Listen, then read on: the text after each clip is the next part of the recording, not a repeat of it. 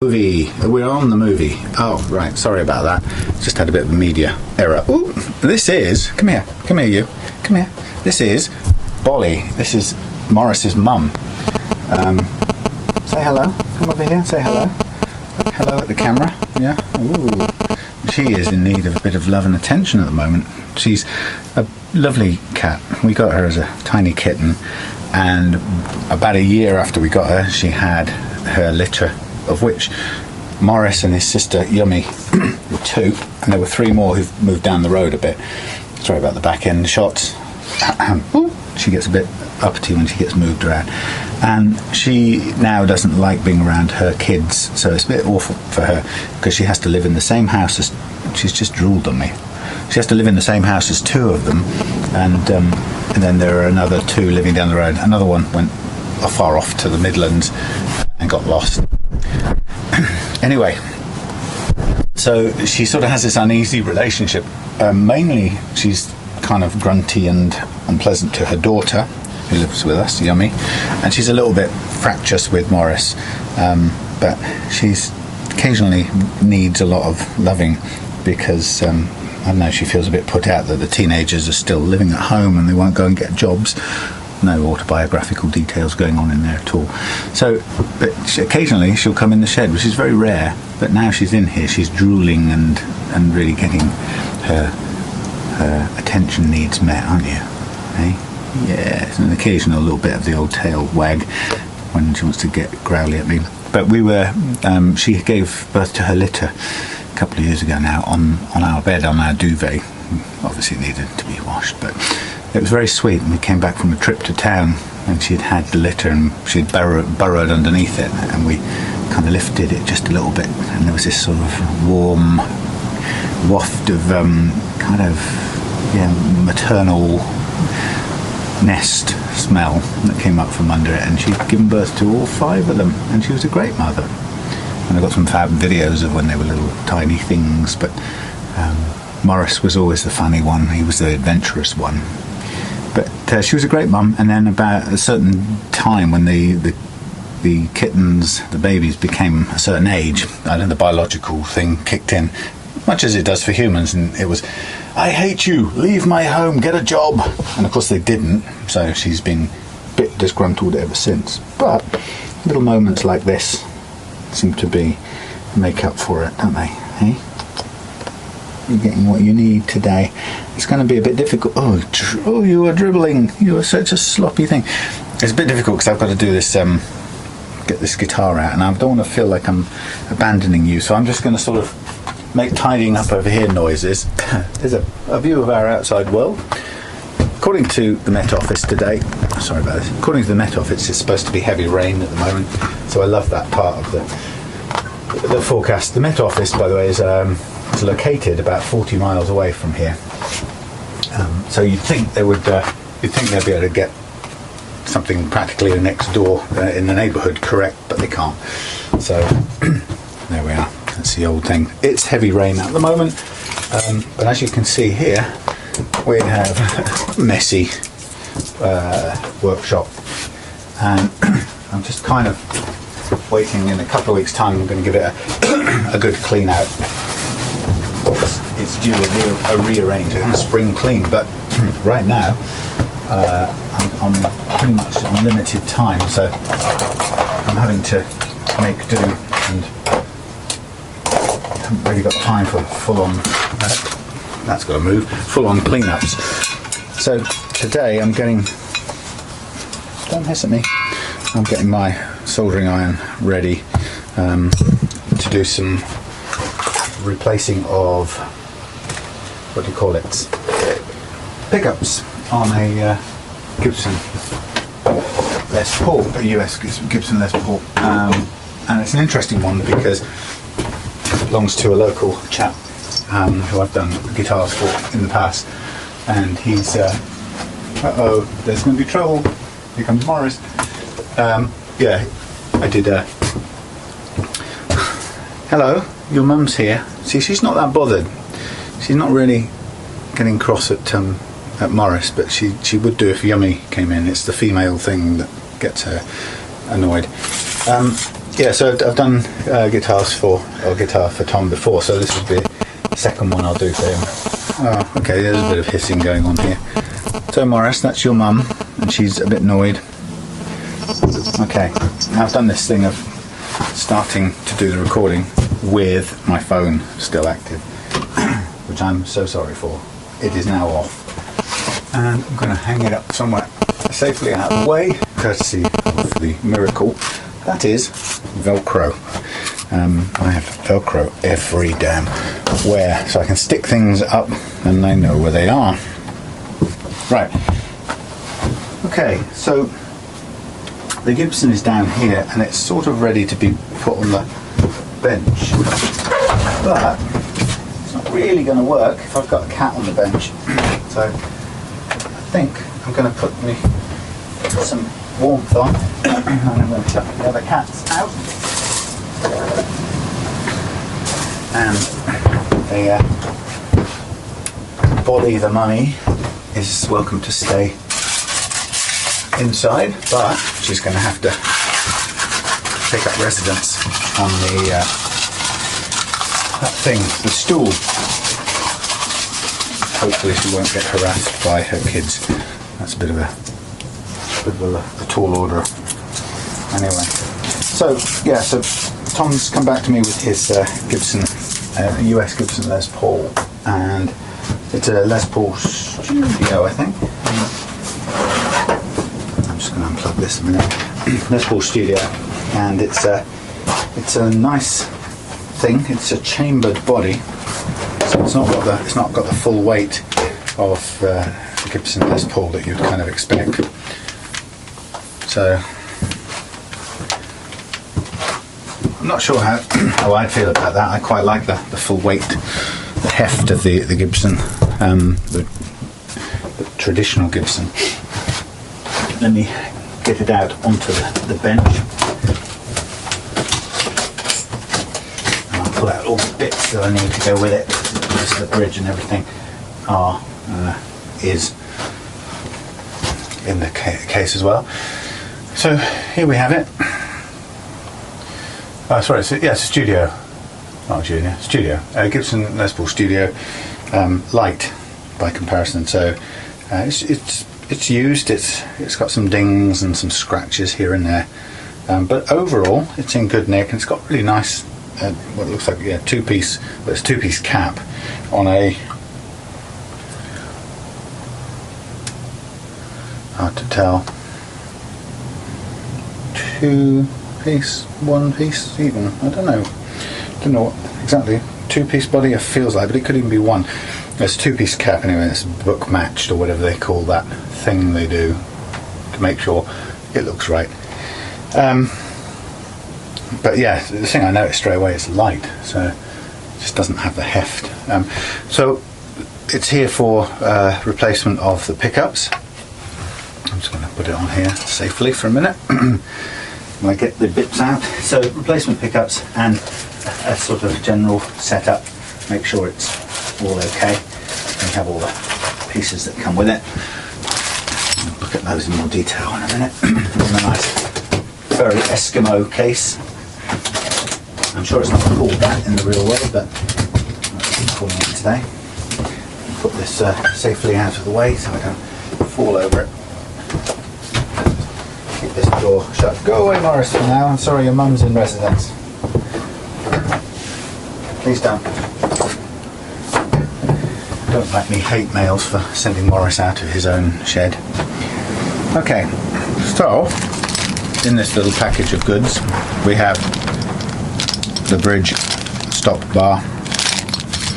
We have some two sets of pickup screws, which is good because sometimes they don't come. It looks like they've been already used on these Toneriders. Maybe mistaken. They look new, but they do look like somebody's put a screw through there. So we've got Tonerider Rocksongs, and we've got the clear identification between neck and bridge. We've got some instructions. We've got we've got the Gibson truss rod adjuster device here, and a set of Tonerider Never know which gauges these. Do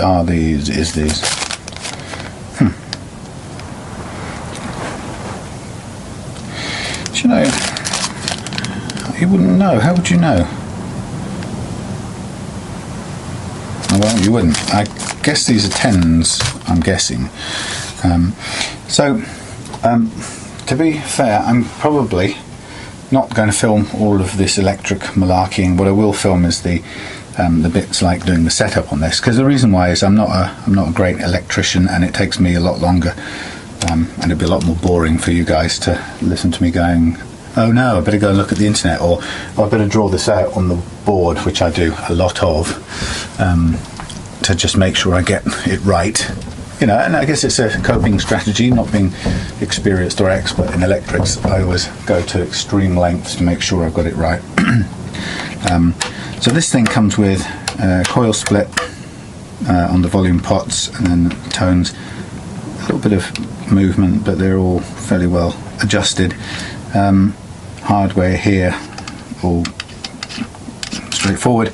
So I think what we're going to see, and I'll show you if I can first of all, is with this. Oh, by the way, I just want to say with this guitar, the thing that Tom and I were discussing via Facebook messaging this morning, one of the really weird things about this guitar, and a couple of people have commented, I think, already on Facebook.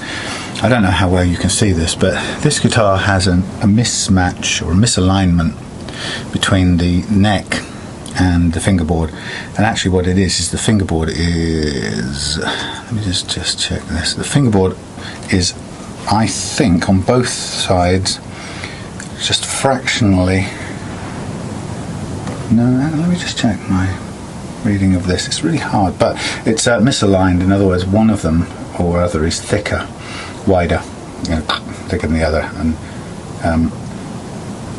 it's hard to tell which way. On this edge, the base edge, it's the neck is actually fractionally wider than the fingerboard, so you have a step down, and it's been clearly, I mean, it's just lacquered over in the final finish, because the lacquer is continuous. It's not like, sometimes you can get this distinctive line when a guitar's had a bang, and occasionally it's not uncommon that when you knock a guitar, particularly if it's dropped face down, in my experience, the forces in the whole thing transmit through and split apart, or the forces shed where they can. And if it drops like this, there's not a lot that it won't snap like the neck joint, or it won't snap the heel joint.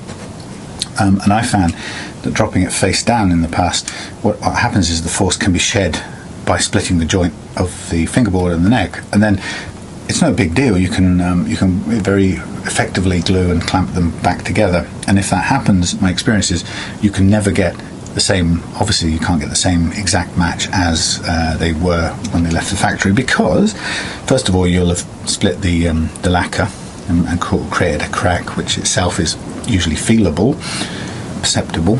But the other thing is you can never absolutely guarantee that to a micron it's in the same exact configuration that it was before. So I guess what I'm saying is, in my experience, a discontinuity here has often been the result of a split on the separation of the fingerboard and the neck. But looking at how this guitar is, I wouldn't say that's happened in this case. I think this is just a quality control, Gibson. It's another one of those examples of Gibson, just bad quality control. What you've got is a mismatch between the sizes, and they've been put together, manufacturer, and then the lacquer's been applied, and it's been kind of passed. What I would do if this was my own guitar, let's say I was making it and I'd made the neck and put the fingerboard, if I felt that lip there, I would absolutely sand that out and touch it up and refinish with, make sure the lacquer then just coated the whole thing. But this has been done, somebody looks at it later on in the production process, or at the point of quality control, and goes, yeah, that's alright, sell that. So it's a shame. To me, it's one of those things that Tom says he's used to it, and that's fine, but for me it's really annoying. It would put me off buying it, because I have to be conscious of that quality control issue every time, because my hands are very sensitive. So Missy here doesn't look like she wants to go anywhere, so I'm going to have to introduce her to the warmth of the fireplace, the hearth. That's why I've heated it up, because I'm sure you're going to like the warm stool better than on here. That's what I'm hoping for anyway. So I've got my Toneriders, and these are sort of fairly conventional 5-wired things, and some instructions. But what I'm told is that underneath this beauty here beats a circuit board of pure gold. So if we were to just get under the covers for a moment, which we're going to need to do. I'm just keeping an eye on, where there are scuffs and chips. It's not pristine. So what we'll find under here is the Gibson circuit void approach, and I think I've seen one before.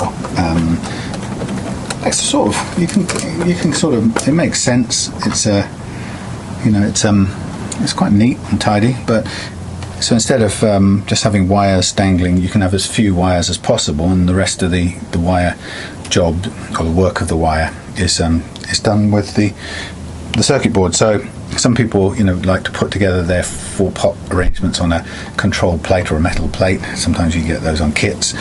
This is a kind of way of doing that, but instead of just using a metal plate with loads of wires in front of it, what you've got is some of the job of the wires taken up on the circuit board. Makes sense. And then what you've got is you've got pickups coming in onto snap connectors. So you probably can see with that camera. Yeah, so there's sort of plug-in connectors.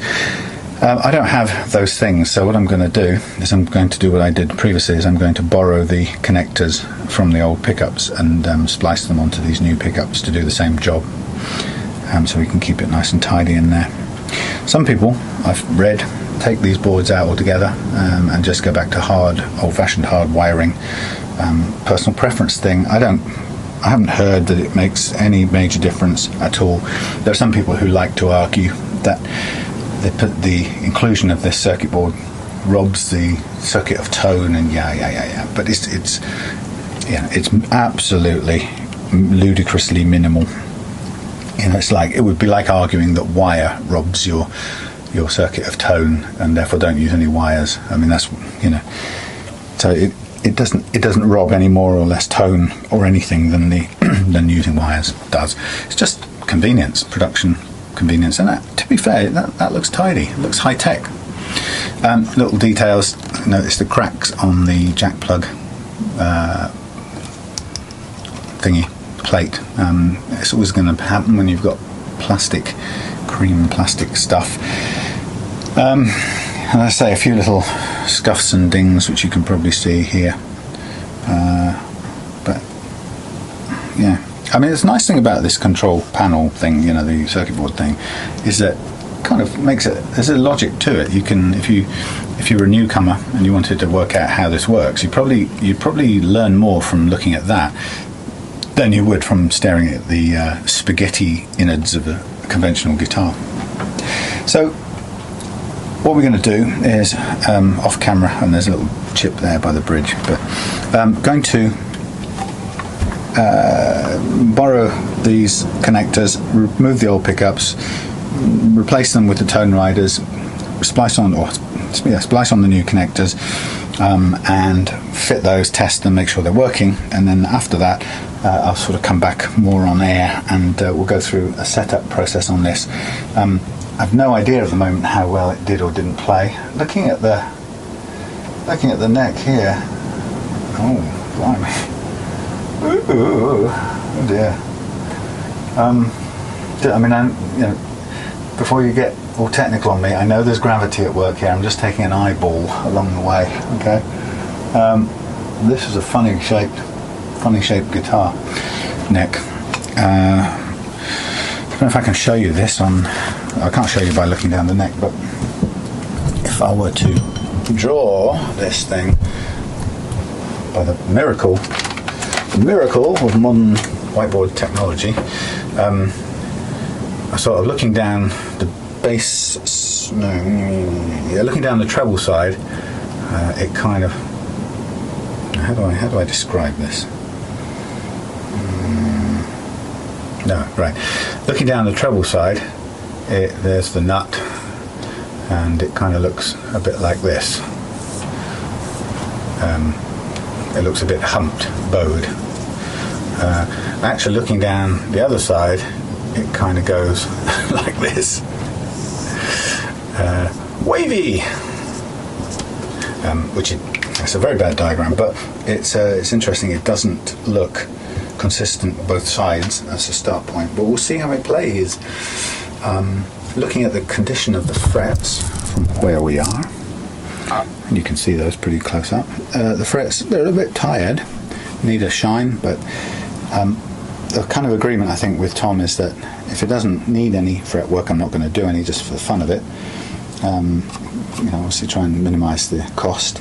But the question is, if you want a nice low action, if we can get that without doing any major work, I mean, I could at least polish these up because they're looking a bit, they look like they've been left unplayed for a bit.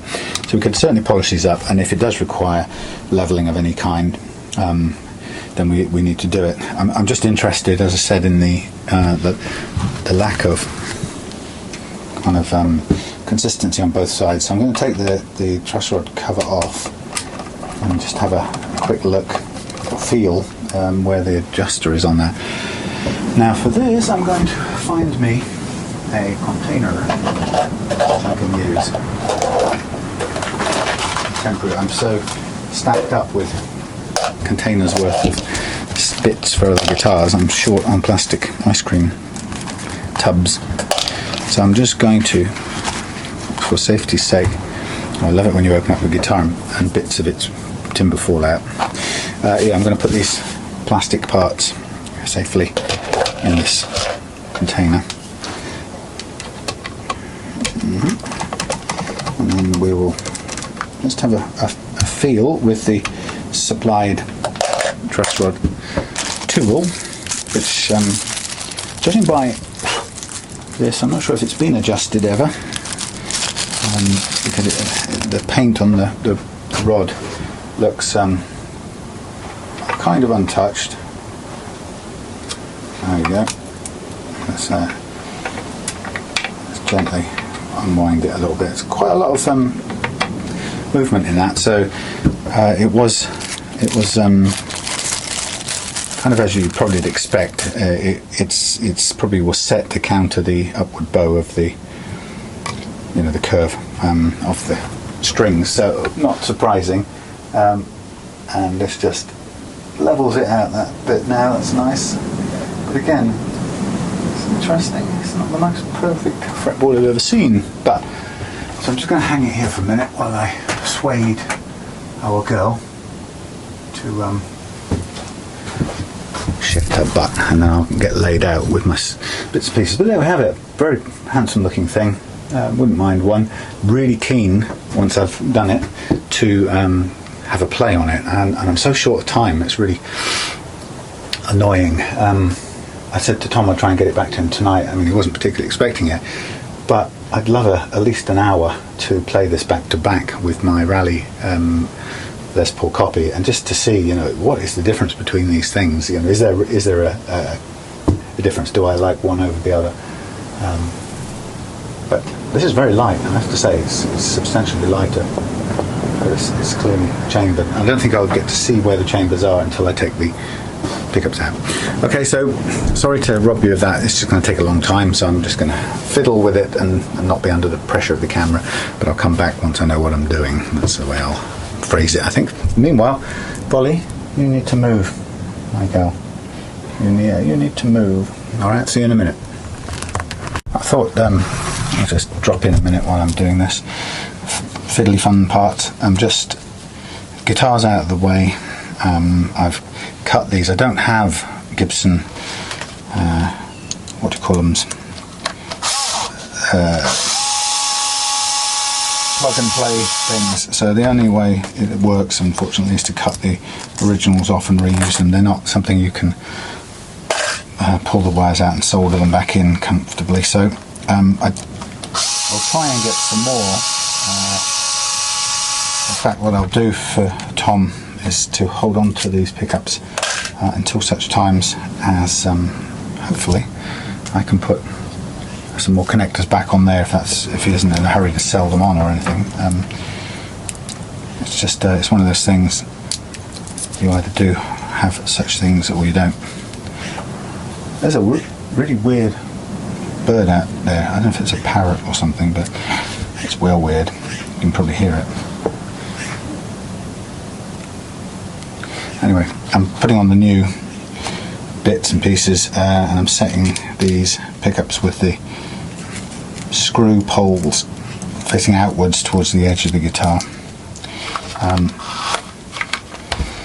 It's quite, I don't know about you if you do this sort of stuff, but I find pickups are very hard to hold on to while you're doing things. There's not a lot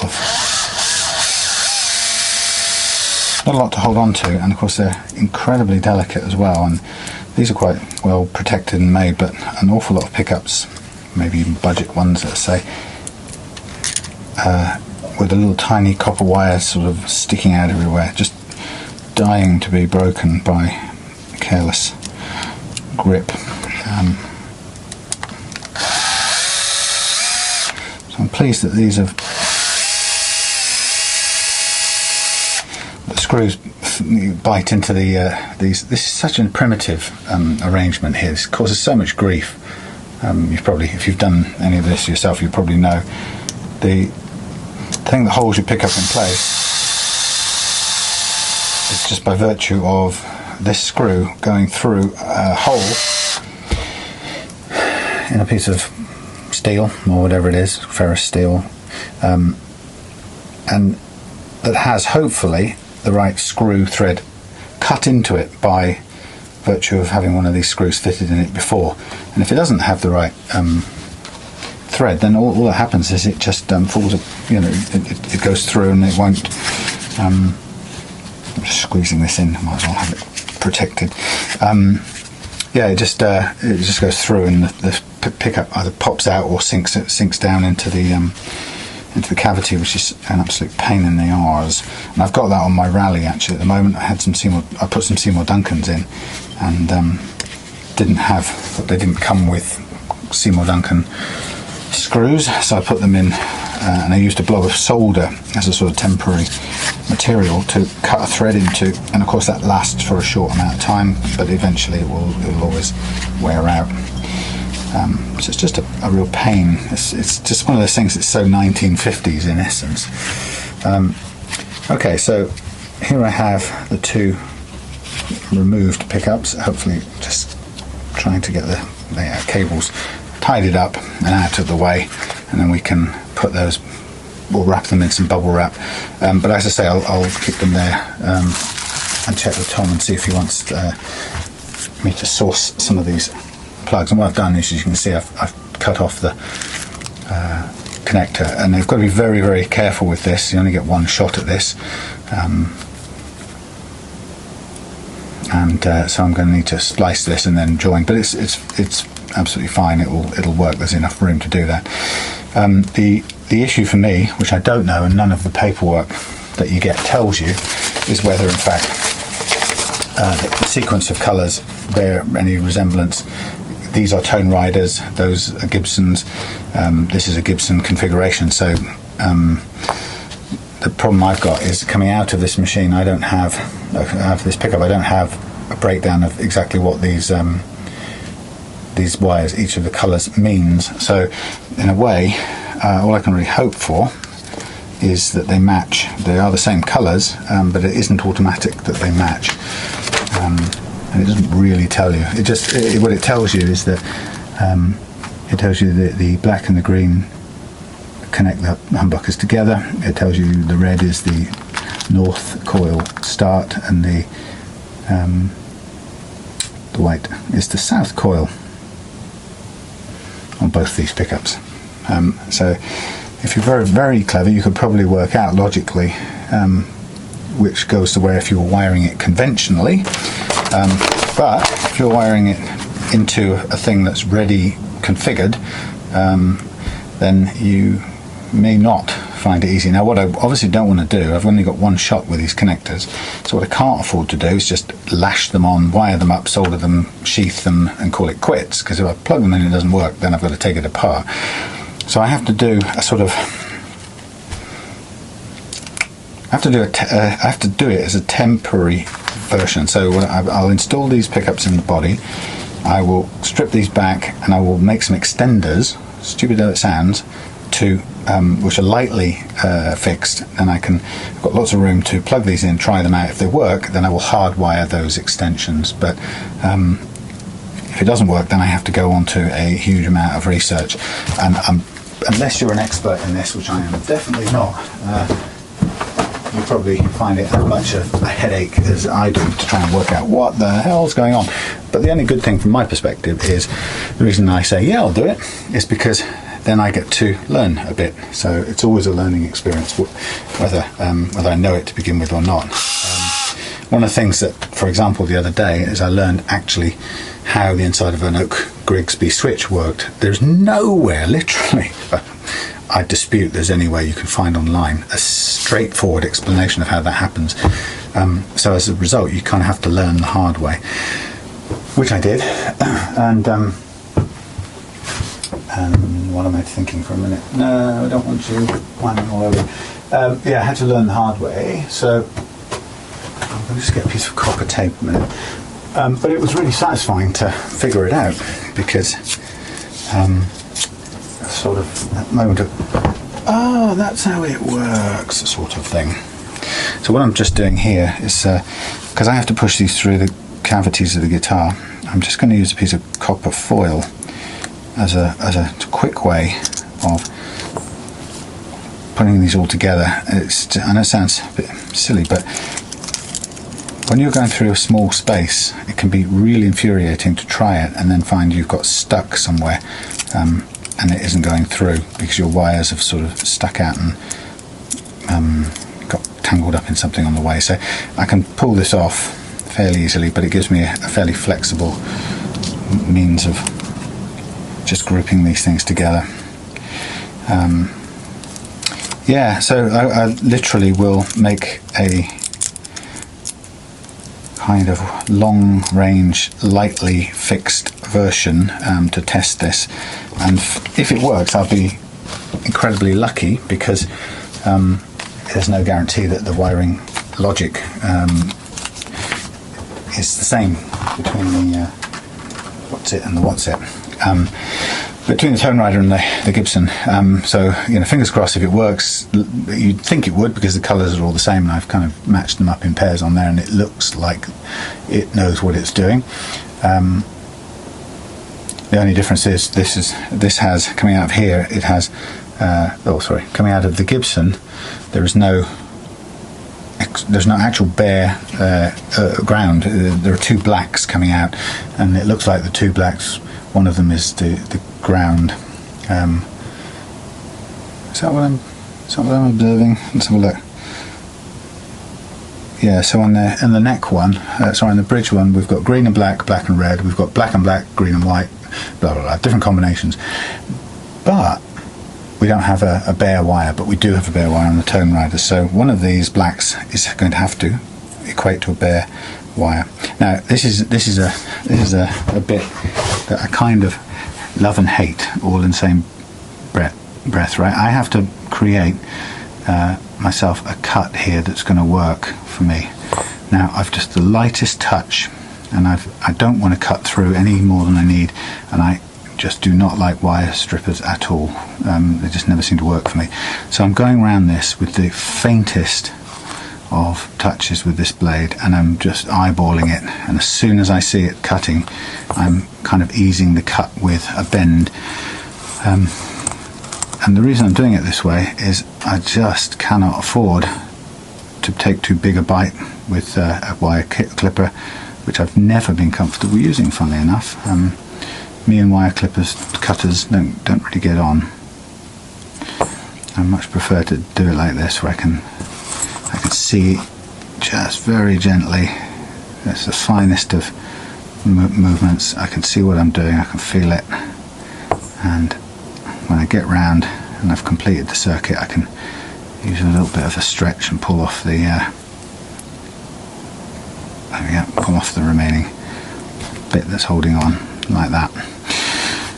And I have so little room to play with these, I have to be extremely careful, so I'm literally just going around once by hand, which actually has done it in one go on there. Okay, so yeah, so that's taken the sheathing off there as well, the shielding, sorry, and this one will come off. So you got my, here's the bits, and I've obviously cut them, you can see all right.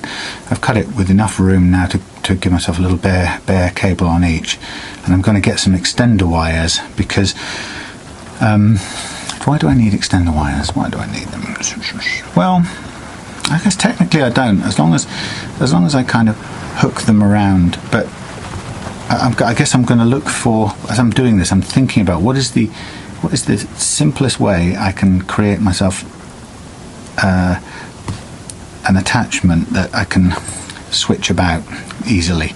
I don't want to be unsoldering things, so I need a kind of physical, some sort of, ideally the simplest way of attaching things and then moving them from side to side. This one's done up clockwise, and I usually twine mine up counterclockwise, which is a weird thing. That's weird, isn't it? Left hand is counterclockwise, right hand is clockwise. Weird! Sorry, just weird sort of realizations. So just, again, it's a bit of thumbnail and a bit of tiny sort of feel of cut with the blade, and it's just how I prefer to do it. I just kind of roll the blade, and I can feel it as it begins to cut down to the wire, and it just gives me enough of a cut to get my fingernail in there and pull it apart. There you go.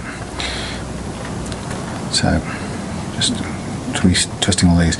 Yeah, so there's my live raw contacts, all of which now can be connected up. I wish I had a load of little clips I could just hook on, hook off. That would be such a nice little thing to have, but I don't, and I don't really think I can make them quickly. Oh, you know what, I did buy some of these things. They would be so simple. You put your wire in, I don't know where you put your wire in there, clip. There was some sort of clever way you push two wires in, one in there, one in there. I don't know what that bit was for. That would have been dead useful, because I could have used that as a temporary connector, a quick connector. There's no point just crying over it. I don't have it, that's fine.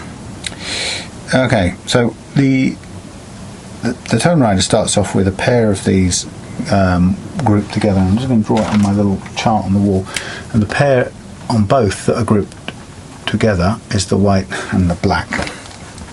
They're soldered together on the Toneriders, so whether or not that bears any reference to the pairs that come through, because there are a couple of pairs, so the white and the black being already grouped together on the Tonerider, I think that's what you do when you're not using the coil splitting, so you're putting the two coils permanently together. But if you're coil splitting, then you treat them separately, and which is why I think if they're going to go into these blocks the way they do, and to allow Mr. Gibson's lovely switches to do their magic. Sorry, this isn't terribly helpful to anyone who's doing anything like this, because, like I said, I'm no expert on this, so you are only here enjoying my my DIY clumsy way of talking myself through what I'm doing, and that's actually how I do most things, as you probably already know. And I think there are some who might believe that doing it to video is just an excuse to be able to talk to myself in the shed, so that nobody thinks I'm completely mad. Right, so there I have my stripped out bits and pieces, which now, given if I had some quick connectors, I could quickly try out some alternatives, but since I don't have a set of quick connectors, what I'm probably going to need is some friendly cooperative wire if I'm going to do this, but that's if I even need to do it. So I guess the next step in this game is, let's just, while we're here on video, let's put those off to one side, and pussycat permitting, let's just feed through and attach the new pickup. So just while you're here, look, there's the empty thing. You can't see the chambers from here, and actually you can't see them from here either. So the chambers are underneath the cap, so they would be routed out from above, cap put on, and then the route completed, or route done for the pickups. But the cap's really nice and thick up here. It's about 15 mil thick on top. Obviously it comes down to about 4 or 5 mil at the edge. It's a nice piece of timber. I like it. So here's my neck pickup getting ready to be dropped into place and then threaded through the hole. Where are you going, Missy? Oh, you're frightened by somebody walking down the lane. Don't be frightened, it's alright. It's okay, it's alright. Oh, she was very scared. It's alright, it's only somebody walking in the field. You don't have to be scared. They've got a dog, probably, but they're just going for a walk and they're not going to bother you. There we are. Alright, you calm now? She tried to get down the back of the workbench then. It's alright, relax. You want to go and explore anyway, do you? You're just going to sit on top of my 4 screws. Right, anyway, so here I am pushing through the wiring for the neck pickup. It's lovely to see how clean the inside of this is, compared to some of the sort of 1970s plywood horrors that I've worked on. It's really nice to see that clean interior, and you can see the finish has just gone straight into there. Now this is the point I need those little screws. So can I invite you to, if you're going to stay here, can you just stay there, and then I can do this. Tom, if you're watching this, you had your screws the wrong way round. Okay, she's gone. Screws were the wrong way round, I think. You had the long screws in the front pickup ring and the tall screws in the back one, sorry, the short screws in the back one, which is sort of the opposite way around if you think about the distance you need to clear. So I'm just redoing it the other way around and putting the short screws in the lower of the pickup rings that you haven't got so far to go. I'm just putting 2 back in at the moment, so I can just position this and make sure it doesn't fall out. A little bit, not loose in the word, but a little bit on the wobbly side. That can be easily cured with a bit of foam if you're so minded to do. And then obviously we've got to feed through this modem. You come around again, feed through this to the other side, and at this point I'm just going to get my assistant pliers, just a fine pair of pliers, just so I can gently pull out that wire without but knocking into anything else while I'm doing it, and just push it down in here so it's going in as straight a line as possible, and then we can just put a little bit of a pull on this side, and it's good because we're going to have that extra wire there to work with in a minute. So then we get the next one, which is again screws out.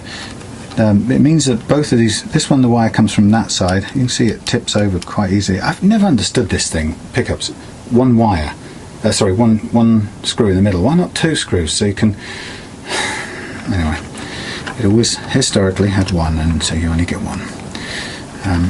So I want this to come through. I'm just going to hold it there for a minute while I chase its wire through, and again you can't see this, but with the pliers I'm just going to gently ease that through, and I'm going to pull it. Am I going to go under or over? That needs to go under. Both need to go under the earth cable, the earth bare wire really, so I'm going to pull them both that way and get as much of the slack through as possible before I put the 2 little screws in to hold this in place.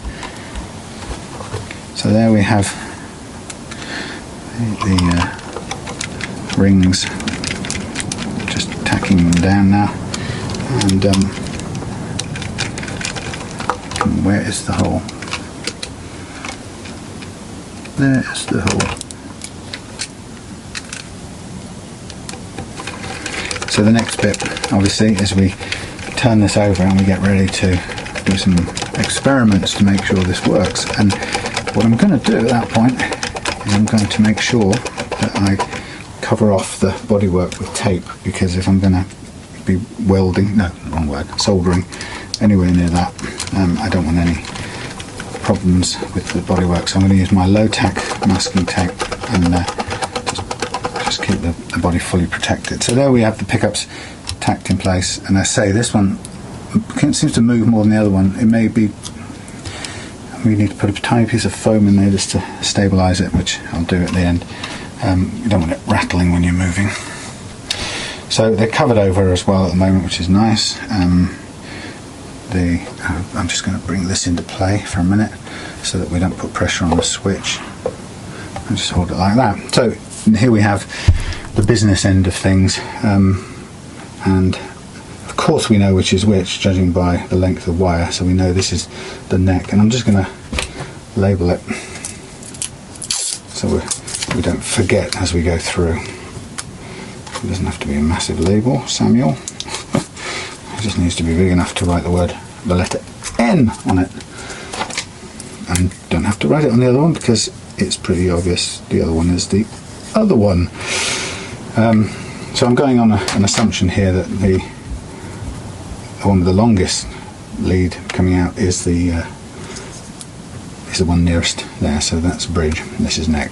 So at that point I also now can just sort of, I was going to say pull off the copper wiring, but of course I used sticky stuff, so it's a bit harder. It should come off nonetheless.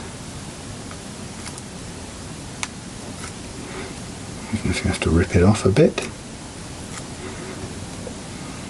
It's just an easy way of getting it through the guitar body cavity without getting it crushed up or hooked into anything. So here we have all our bits. As I say, the black and the white at this point in time are paired together, but I think we need to take those apart for our coil tapping operation, which takes place courtesy of the circuit board, but we obviously need not to fix those two together, particularly if we're going to go into this thing where they are not fixed together. So at this point in time I'm not going to cover this because I'm not actually soldering, and the question for me would be, is there an easy way of linking these things now apart from soldering them lightly? Because what we really need to do to make sure it works is obviously we have to, that's the bridge one by the way, and we have to get them together, but we also have to make sure that they aren't touching each other, so it's quite critical. We also need to desolder these pairs. Yeah, so it might be as boring as to take a series of little rubber sheathing tubes to cover up the joints, so that we can, because we're going to get that anyway, we're going to have a load of cluster of little joins that need shielding off, but as I say, we can do that with shrink wrap things. So while I'm at it, I will just look into my OCD box and the heat shrink tubing thing, and see what we've got. See what's the thinnest and most subtle things we got. Well, we got a nice red. I think that fits with the overall colour scheme. Actually, black is quite dark and moody, of course. So we've got quite a bit of black tube, some bigger than others, but there's enough of it to go around is what I'm saying. And then there might be some bigger ones if we want to sheath the whole thing once we've done it, which may or may not be possible judging by the kind of width you get to by the time you've done a few of these. I never quite know, but there's loads of little bits or small units, and I think each one really would only take half of this, and then we'd lodge it in the middle. So I'm going to cut all of these little fellas into half. I can do it without sending them everywhere. There we go, put them in there. And thank you. Easy. So yeah, so I guess if we do a join there, oh, you can't see this very well, but if we do a join there, we can just about cover it up. We have to clip these just slightly because it's a tiny bit too long, but then we'll be able to bring that back over, cover up, just heat shrink over the join, and then we have a cluster of joins together and plug in. But the issue here is we need to sheath them anyway because we can't have them touching. But the problem is with sheathing them is you can only really sheath them if you do them as a permanent heat shrink, otherwise they'll roll around. So the sheathing bit tends to be, it's a bit permanent. So if we tie the wire at that point and just do a kind of physical connection, then we still have to heat shrink it to get it to cover over, otherwise we're going to get shorts and stuff. So I think we might be just as advised to go for a straight light solder connection first, heat wrap, test. If it works, then we just close that down, close the patient up and call it quits.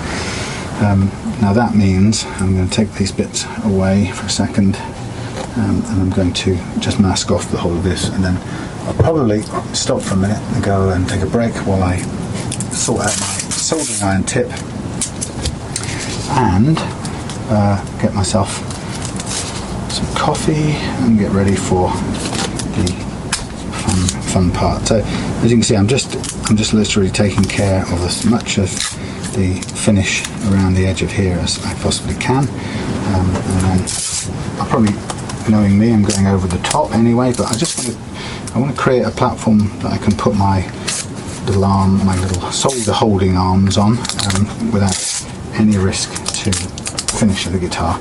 And somebody once said on a video, you don't have to use that much masking tape, and I just thought, I do.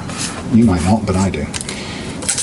And given that it only costs £1 a roll from the market, then I'm going to use as much as I bloody well can. Sorry, parental advisory. Now, as I'm doing this, I'm wondering whether this the tearing of masking tape falls into the category of AMSR, pleasurable video sound. For those of you who've seen other videos, you'll know what that means. For those of you who are watching your first Relove Guitars video, I'm sorry. It's a bit of an in-joke. It comes from somebody telling me at one point that my voice on videos has an ASMR kind of quality, and I thought, I don't know what you're on about. Anyway, I checked it out, and it turns out that there's a sensory phenomenon called AMSR, which certain people get when they hear certain kinds of repetitive, perhaps quiet, whispery, tinkly sounds. And as you completely quite would expect, there's a whole culture online about it, and I went and sort of found out a little bit about it, and partly I discovered there's all these videos about it, and there's loads of people making videos especially to stimulate people's ASMR reactions, which I thought was typical online. If there's a phenomenon, then somebody's out there creating content for it. So anyway, so maybe every time I do something that has a particularly a distinctive sound as part of this process of doing setups, I always think, oh, I wonder if that's an ASMR type of sound, like the sound of masking tape. I don't think so. I think it comes out as horribly loud and annoying, but you never know. There may be some weird people out there getting off on ASMR masking tape rip.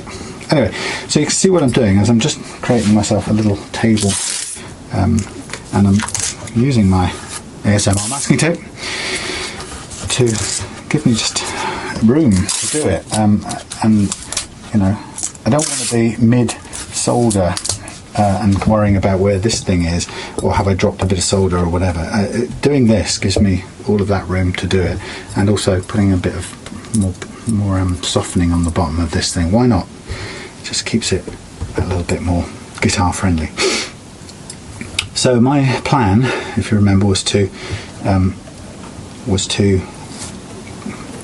make very light solder connections first with all of these, so that I can test out the obvious grouping, and I'm going to lightly tack all of these into let's say that set as shown on this, and I'm going to assume that the earth on here corresponds to, oh, hang on a minute, that's interesting. Huh. So this has got an earth, but where does it go once it's in here? I presume it, that's really weird. Look, we've got a bare earth, bare ground, and we've got bare ground somewhere. That must turn into, we've got how many, what, 5 there? We've got 5 coming out of there, and none of them are bare. So at the point at which it exits here, it must be sheathed. Weird. Hello? Hello. Girls come to see you. No, my patient is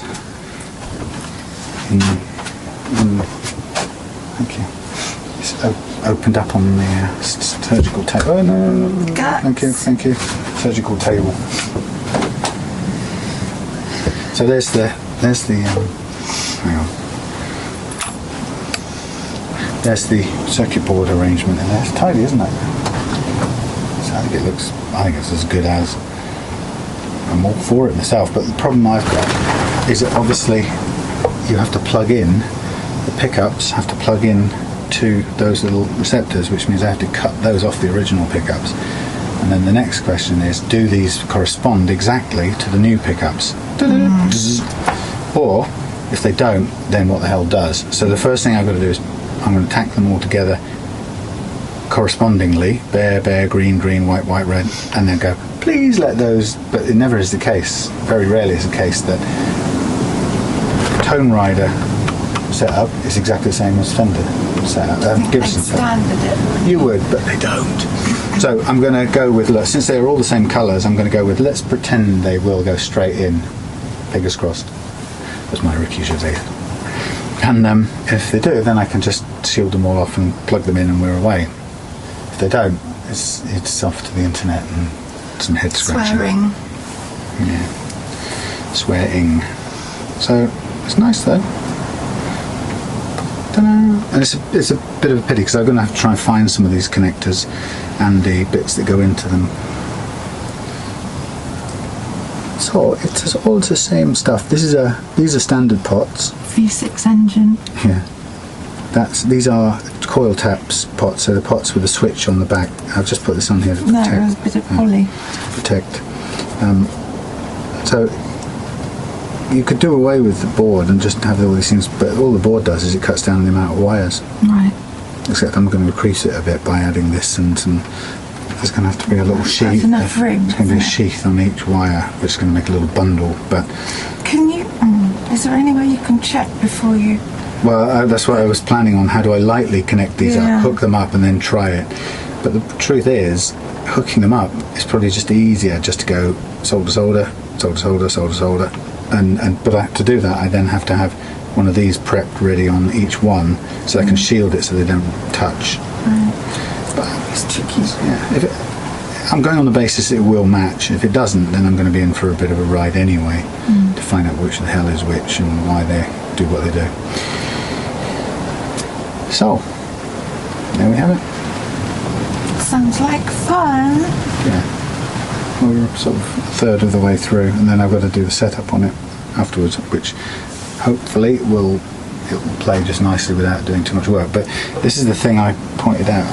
If you can feel there on both sides. See that? Oh yeah. It's not great, is it? And like up here, you really feel it. The difference between the edges of, yeah. It's not a great join. No, but it's It's not terrible. No, but you'd expect better. Oh, well, yeah. I mean, you don't get that on the cheap guitars I've got hanging up here. No. Well, most of them, anyway. Gibson can get away with it, clearly. I believe they can. Gibson Kalamazoo. No, that's Epiphone. Anyway, whatever. Right, so there's the new pickup sitting there, ready to go. Ooh, shiny. Zebras, they're called. Are they? They work well with the... Yeah, it's good looking. It's Yeah. good look. The thing is, I could What do they sound like? I could have. This thing about how do I test it out? If I'd have brought a few more of these, right? I could have. There's a whole bunch of those I could have bought. I could have just done it like that. But I've only got 2 of these. Unless I go down to the shop, but it's a Sunday. That was from the lighting shop. But you just put these together, and it just links twain. That's a good idea. Gee.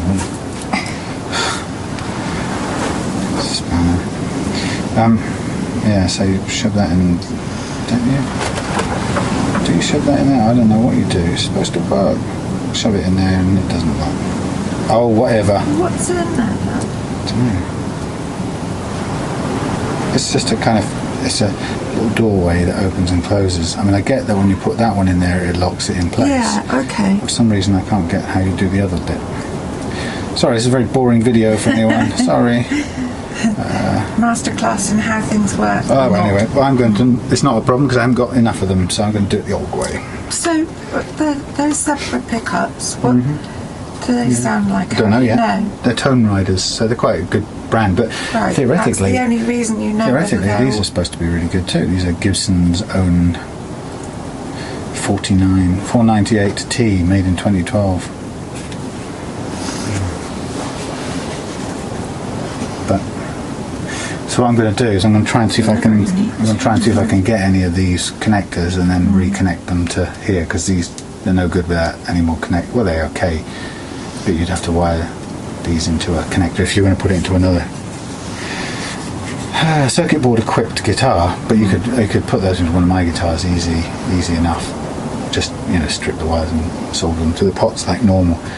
But doing this obviously cuts down the amount of available wire, so you probably would need to attach either an extension to them. But see, it's all I can do, because these you struggle to find any of these anywhere, these connectors. So anyway, okay, I'm going to stop for now, go and drink my tea, and see you in a minute. Okay, so we're quite a way down the line here, just making sure that's working. I've done the pickup changeover, and I sort of borrowed the snap together plugs, and of course, as you could quite expect, the fact that the 2 sets of pickups had identical wires, colour, actually had nothing to do with how the things were wired. So I was kind of a bit hopeful, and I thought they would match each other, but they didn't. So my first configuration using one of the clips didn't work. So then I went to internet and got a sort of a chart which helped to match up which colours represent which colours, with Tonerider versus Gibson. So that was very useful, and I've actually printed that out for future use. So I've put the clips together based on that now, and it works. So and it's quite tidy in there. You can never splice together 10 separate wires and have them as tidy as when those wires were contained in 2 manufactured clusters of 5, but there we go, it's still tidy. The only thing I couldn't hear, obviously, from I couldn't tell actually from the operation, was what the coil tapping was doing here, because actually both the coils were still active, but if there is something not working there, then it's interesting, because I've literally matched up the wires wire for wire from the old pickups to the new. But anyway, so I'm just doing here is I'm trusting the idea that this is not going to have any uneven frets, and that the action's going to be beautiful when I put it all back to, or string it up in a minute. I'm maybe a tad optimistic about this, but I'm going on this basis now. I won't know that until I put the strings on and loaded it up. But of course I can't then really come back to, well, it'd be just a pain to come backwards, strip the strings off again to give me access to the frets to do this. So I'm sort of going on the basis that it's going to work the way Tom suggests it would, that i.e. there's no significantly uneven frets. I have to say, my experience with Gibson so far, I do not share his enthusiasm. Anyway, I was in the house a little while back, and I just hid a comment from my YouTube feed where somebody has made it their business to spend a few seconds to post the following question: were you born like that? Like, wow, what a great contribution to human relations and culture that kind of comment is. It's I don't know why, it's pretty demoralising, isn't it, when you know that a large part of the world can't relate to things in any other way than that, i.e. without somehow heaping abuse or trying to put someone else down. And it's I don't know why. Maybe I've been lucky as when I was a child, and I didn't feel like I was exposed to too much of that in my day-to-day life. I mean, I didn't have an easy childhood and all that, to get the small violins out now, but I had a very messed up childhood in some respects. But I didn't grow up in a culture where it was normal to try and continually put someone else down or to score points, and I'm very grateful for that. But it does kind of make me feel very much out of the water, fish out of water on occasions when I come across that sort of mentality, and now I realise how alien it is to me. And I think I decided, a year or so ago, that I wasn't going to engage with it, certainly not on social media, and that if somebody turns up and is stupid enough to put their time into being critical and trying to create offence, then I was just going to put it straight in the waste bin of social media life. So occasionally that's what I do, but it's very rare, which is nice to say. But it's so stupid. But if you don't like this, don't watch it. It's absolutely entirely up to you. But don't expect someone to take you seriously if you don't like it and you want to have a complain about it, because you're the idiot watching it and wasting your time commenting. So anyway, so you can see we're nearing the end of the fine run of fret rubbers, and this is just a refresh on these frets. They were a bit sort of mildewy, like this guitar hasn't been played in quite some time. So you see that what I've got here is a bit of a makeshift thing. I'm not sure if I just did that one, but I'll do it again just in case. Yeah, I've got a makeshift, I've got a metal fret protector strip, but I don't know about you, but if you've ever used one of these before, I find them nigh on impossible to use in just the way they were made, just by hand. So I always end up making this kind of raft of sticky that holds them in place for the time being, and it frees my hand to hold the neck and support it, so it's not pressing down too hard or putting the neck under too much strain. I think the freedom to keep control over it is much more important than trying to hold a piece of metal, which is so tiny anyway, and actually the only way you can hold it is off the edges. So I used to do this with try to hold it with masking tape, but that lost its stickiness very quickly, and I don't care if I just throw this tape in the bin after this. All I've been able to do is just make it a little bit easier.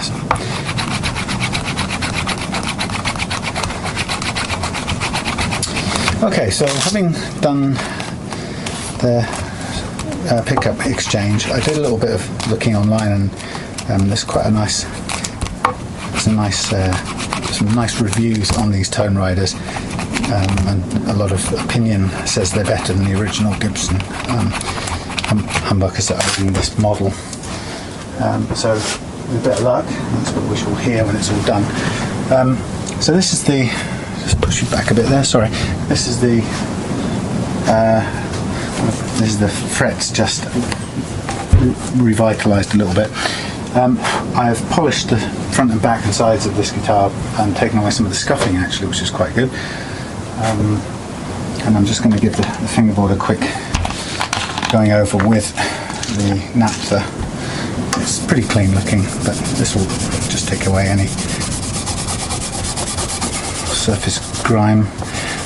And then I'll just give it a quick go with the lemon oil. Not much, just a dash, just to bring out its colour. And then the interesting bit is I'm going to string it with 10s. Oh no, sorry, I'm going to string it with whatever Tom's given me here, which I maybe I might have to measure to physically to find out what they are. Probably 10s. So I'm going to string it with those. But the interesting bit is I'm hoping, fingers crossed, that we can just go straight ahead and set the action that we're after. A nice low action, playable, enjoyable action, just based on the frets that we've got here. What I don't really want to find is that we can't get a good action because they're all uneven, because basically that's going to then turn this into a much harder job, because it's going to require a fret level and dress and all the rest of it to get it to a really good low action. So being a Gibson Les Paul Junior, I'm hoping it's going to be pretty well done. And somebody, I'm not an expert by any standards on guitars full stop, but far less Gibson. So, but I do remember somebody lecturing me on how supposedly these guitars all go through the Plek machine. I don't know whether that's the case of the Les Paul, not Junior, the Studio, bit like this. Who knows? But the point is, if we find we've got uneven frets and we can't set a nice low action, then it doesn't really matter whether it has gone through or not. We're still in a situation where we have to do something to make it play the way that Tom would like it. So what we've got here is we've got set strings, and I think they're based around the 10, just judging by the code on there, but that's just me guessing. But they are coloured anyway, so in case I couldn't spot which were which is pretty easy to do. And they are not easy to untangle. 2 sets of 3. No, not 2 sets of 3. 1 of 2 and 1 of 4. Let's get out the hardware.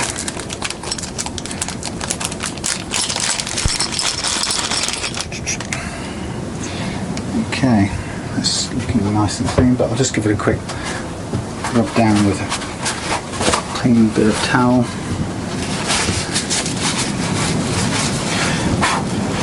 Yeah, there's some scuffs on the back which came off very nicely, very well with the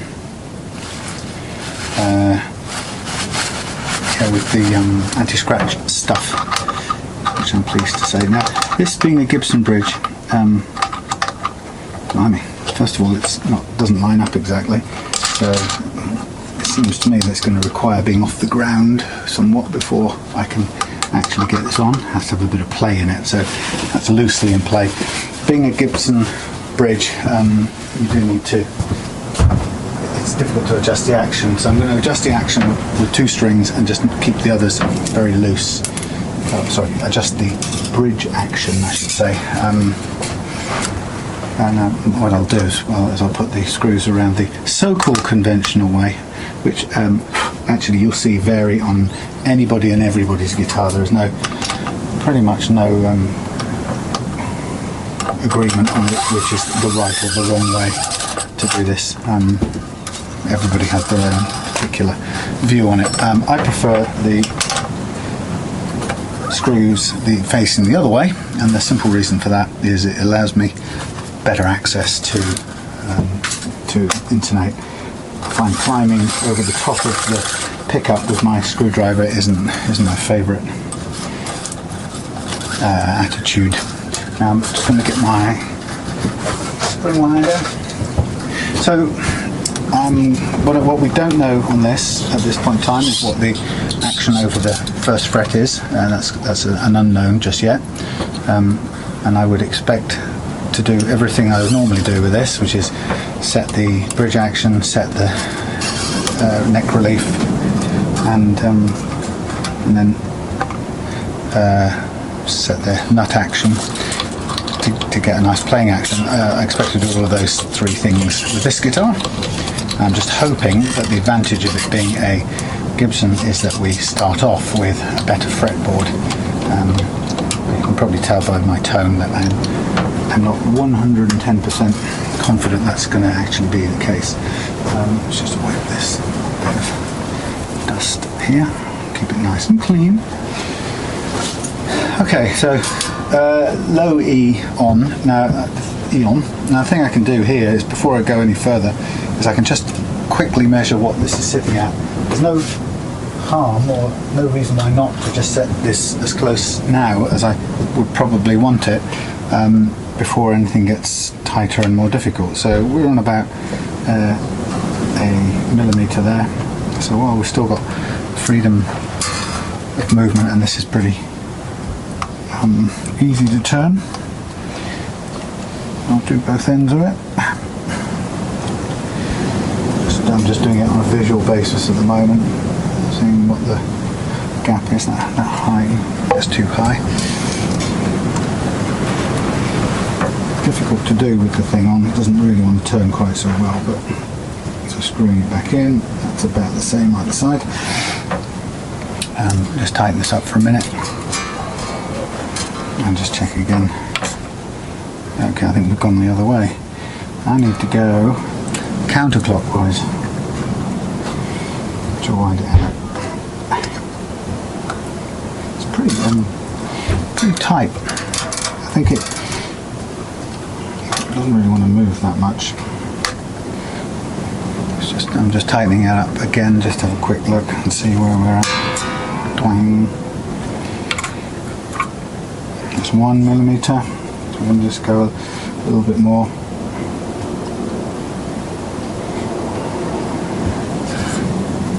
And then what I'll do is I'll just reproduce that on the other side.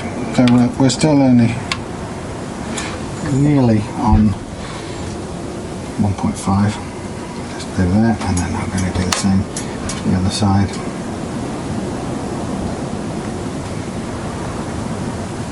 Just doing that by eye. Okay, we're just over 1.5 there, so I can screw that in a bit, screw that in a fraction. Now what I can see here is the angle on the stop bar is quite extreme.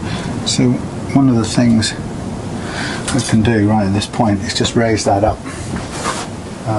Loads of people have different views about, arguments about where it should go. To be honest, in all the research I've ever read, I have not seen any convincing evidence, and I mean evidence when I say evidence, which demonstrates or proves the tonal or functional effect one way or another about where it's placed. So what I'm doing is I'm going on the basis that it needs to be canted backwards, and I'm going for 45 degrees angle to make sure that it's pulling backwards down.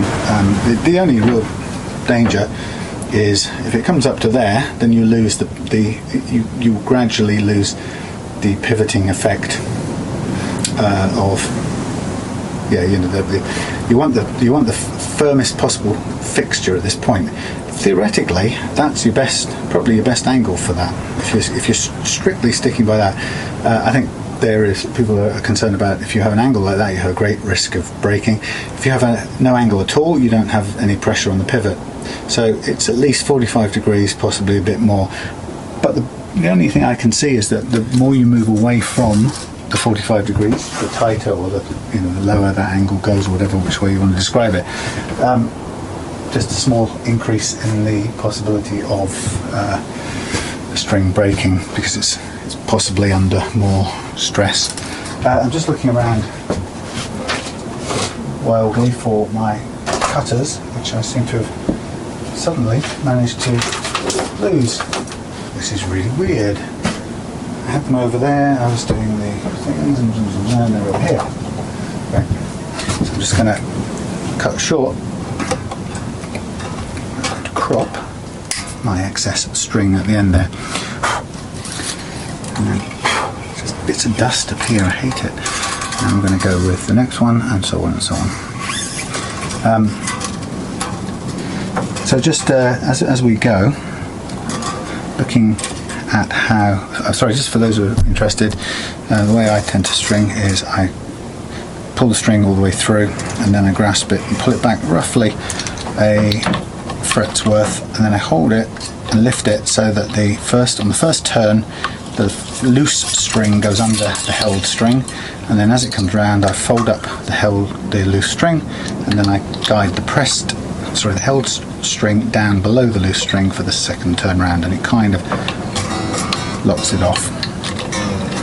It's quite nice, and it minimises, it always keeps a sort of consistent amount of string, and limits the amount of string going around the post, which is also a good thing. Okay, so what have we got here? We are one more wound and one plain. Okay, don't know these strings very well, so for all I know that could have been a wound and a plain, and they don't want to come out.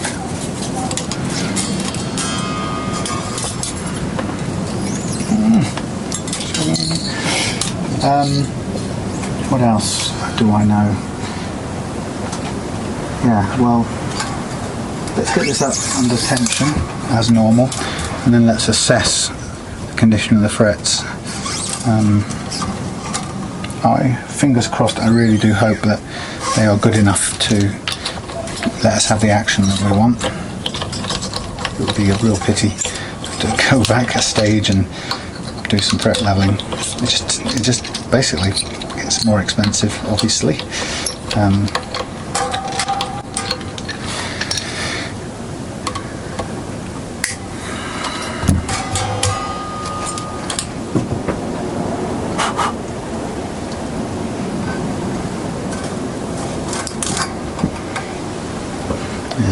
here we go backwards, sort of, which is a bit of a pain on the G. I'm keeping the truss rod cover off at the moment because I still need access to it.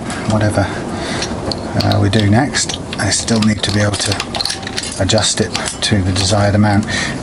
Like I said, to begin with, there was no relief. In fact, it was slightly bowed, but that may well be just because the strings were off and the amount of truss rod adjustment was what it took to get the correct relief during playing. So there's nothing more surprising about that, as far as I know. I've had some comments along the way about the sequence. It's one of those funny old things. Somebody looks at what you do and they go, "Friend, you are 180% or degrees wrong about the order in which you do X and Y." And somebody says, "You don't set the bridge action, then the relief, then the nut. You do it the exact opposite way round." And that's fine. Cool. You do it the opposite way around. That's absolutely fine. If you get results that you are happy with that way, do it. The problem comes when people insist it's the way. It's just a way. It may be the way you're told, and maybe the person you told it to was the sort of high priestess of all guitar-related luthier things. That's fine. You got it from somebody on good authority, and you believe in it. Great. Still doesn't make it absolute. It just makes it the thing you believe in and you want to do, which is very well and cool. And you have to be prepared to tolerate the fact in the world there are people who do it a different way and will keep on doing it that way because the results or the evidence they have encourages them to do it.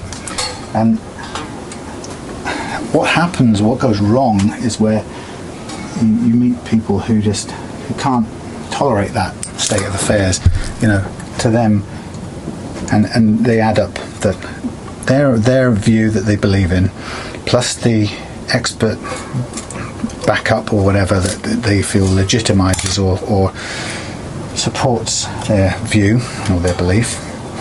And those two things together kind of suddenly make it not an opinion that tolerates other people's opinions, but suddenly it becomes kind of dogmatic, the way I describe it. And actually it's at that point it becomes uncomfortably like a religious belief system that I really don't like.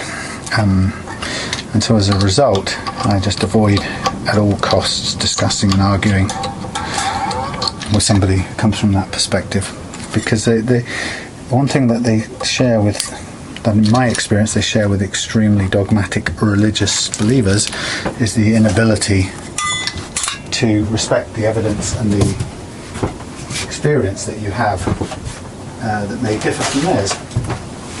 And in my worldview there's room for their opinions and perspectives, but unfortunately what you tend to find is in the dogmatists' worldview, first thing you learn is there isn't room for yours to be equally valid, and that therein, if I'm on the philosophical note, therein lies actually the problem of just about all of humanity's ills. But you see it play out in the world of guitar expertise just as quickly as anywhere else, sadly. So just as I'm not interested in warring over religious beliefs or anything like that, I'm also not interested in arguing with dogmatists. I just say is that the way I do it produces results that I'm comfortable with, and the people I've done guitars for seem to be comfortable with it too. And until that changes, then until the evidence suggests otherwise, then I would be comfortable carrying on doing that. So just as we are right now, this is a bit slack, but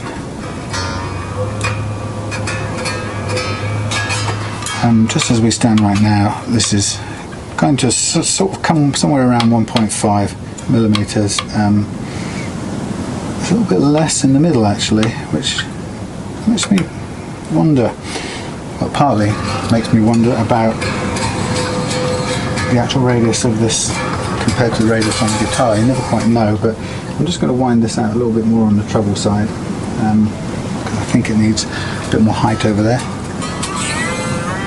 Just going to tighten up on here just as a guide to check. Yes, that is quite a bit lower. So we have an interesting discrepancy between the two sides. Not uncommon, but it means I have to keep on sort of winding this a bit further out to achieve the same action over on the treble side. Anyway, this is just a guideline for starting the game. That's about one. I would hope this guitar would let me work at that. Let's take that to begin with.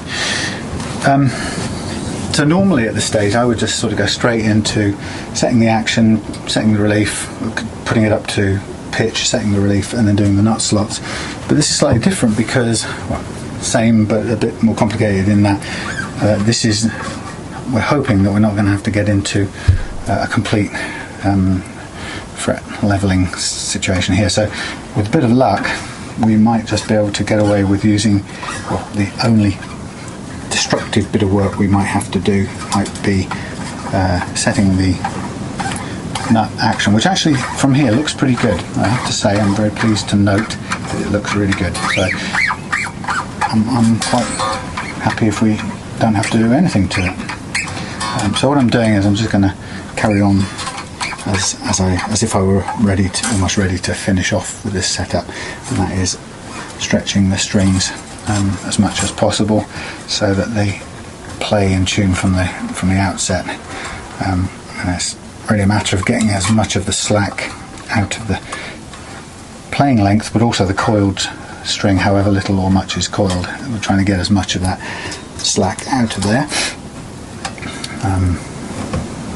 Catch my fingernail under a fret, that's a bit worrying. So at this point I will just use a note to tune.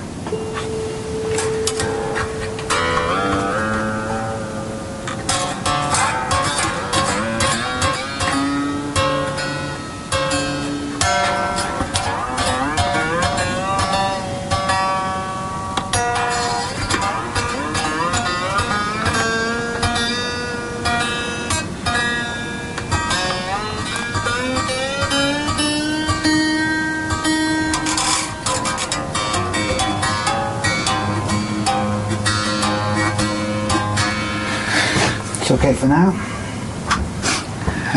Yeah, just looking at the action here, I'm quite comfortable with that. It's possibly a little higher than I might have had it, but it's not bad. I think it's probably about 0.4, which would be unusual to see something as good as that come through.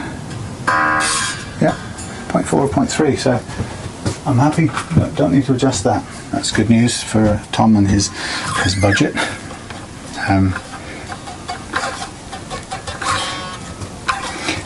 I'd love to see, I can't wait to see one of the Gibsons with the adjustable nut come through. Haven't had a chance yet to have a go, but I'm sure I will. It's a really perfect idea. It's recognition that it's so critical to get this right, and kind of possibly a recognition that they haven't really paid it enough attention over the years.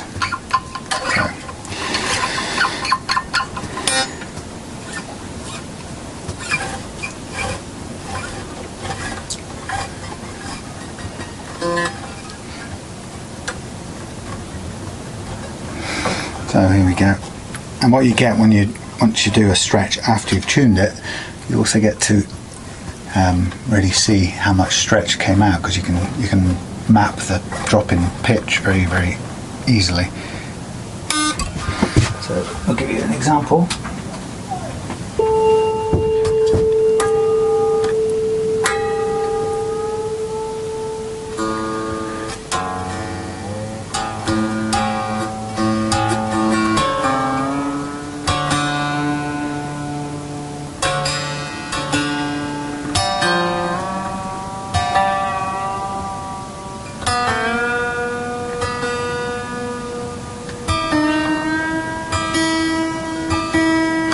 So I guess the point about that is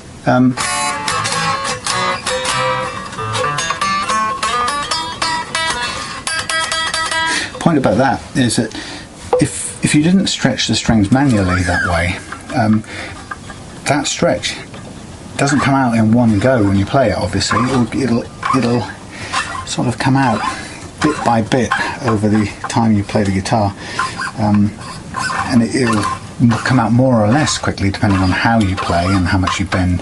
If you don't bend the strings that much, it could take you weeks or months even to get all that stretch out, and the experience will be it just goes out of tune for all that time. So that's what this is about.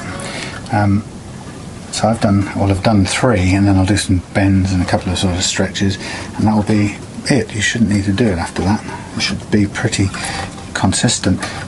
I do it with my fingers, although I did buy a plastic stretcher tool for it. I do it with my fingers because it's much less likely to break strings.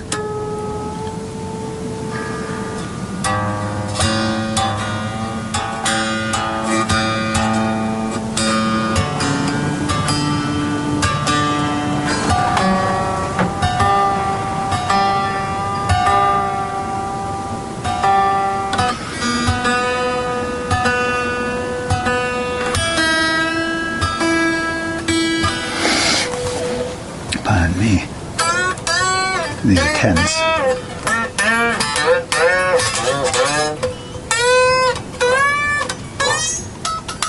See, this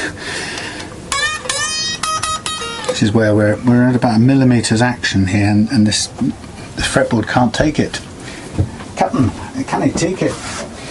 So that's okay. It was a bit ambitious, shall we say.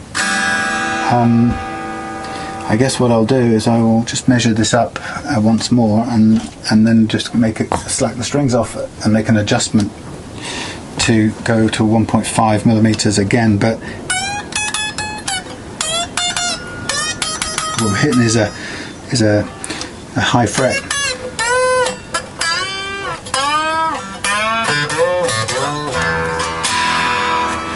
But I'm not gonna panic, because actually that's actually about 0.9 of a millimeter action, so it's really, really low. And this is only just 1.5, so it was a bit over ambitious. What I'm going to do, obviously, is going to need to slack this off. I don't really... What weird animal is that out there?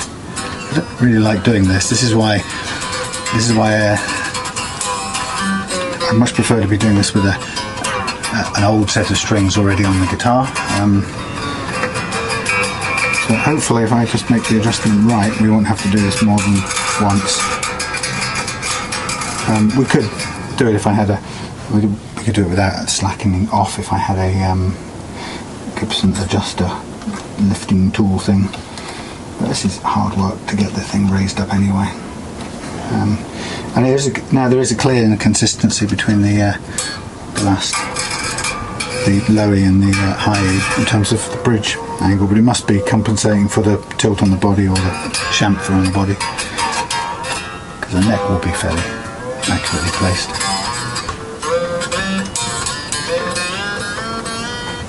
And go for the lower E again. A, I mean.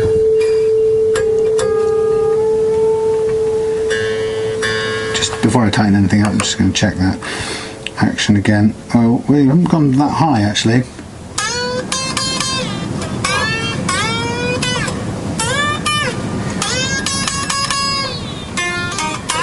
This actually seems enough.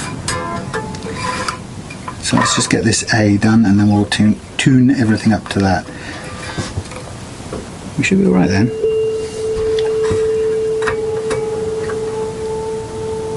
Winding everything back on will wind up a bit of slack, so we need to treat it like it needs a bit more stretching.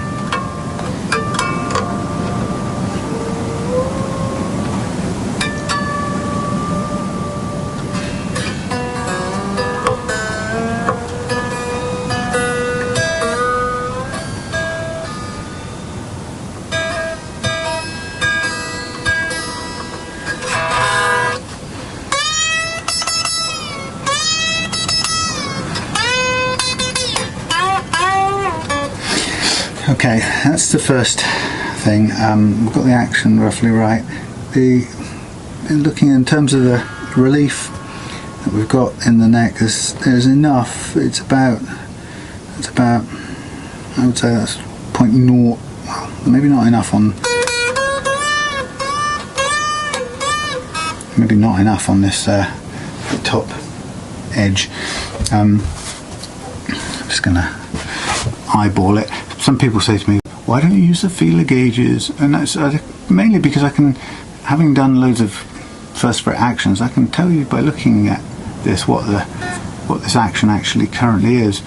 And I will tell you that is less than 0.1 of a millimetre, so it's probably not as much as we'd want. This is a little bit better, but actually I would be tempted to take off a tiny bit more. The question is whether we've got any more relief to pull with this, since I know already that the truss rod is, I think, about as slack as it can go. So let's just leave it there. I won't take it on face value for the next hour or so. So at the measurement that I've currently got for the high E of actually this is now 1.1 millimeters. And this is about 1.5 dead on. At 1.1 on this neck relief,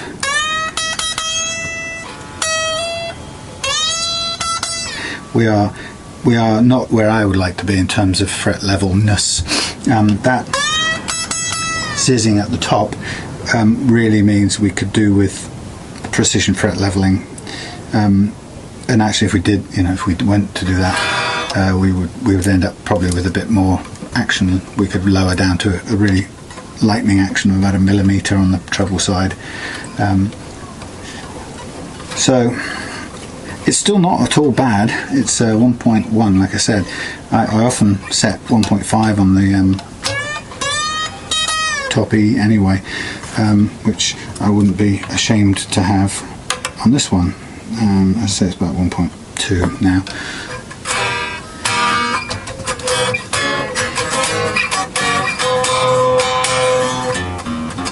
The gap on here is okay. It's about Actually, I think of it is a bit more than 0.3. Let me just double check that. But it's looking good. Don't think we do need to do any adjustments. Where's my Imperial? Why? No, metric. The metric ones are the grubby ones. They've been used so many times. Yeah, it's more than 0.3, so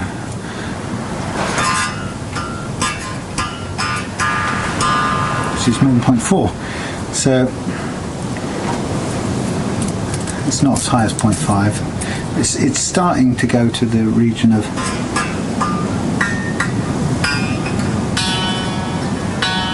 see that is higher than I'd like. I'm going to do a little adjustment on these because there's no reason not to get them. It's just a bit more time, but what the hell. Let's just take these off now. It's a nice quality nut, so it shouldn't be any problem making the adjustment. So I'm just going to do this while we're at it. I want it to be as well set up as it can feel. And this, compared to everything else, this isn't it's going to take that long. I've accepted that I'm not going to do a fret leveling on this, and that we will stick at 1.5 if we have to, or just a bit over what we've got in the action terms, but it's still pretty nice. Okay, so I'm going for 0.3 at the first fret, and I'm just going to, it's almost there, hardly any adjustment to make on this this one.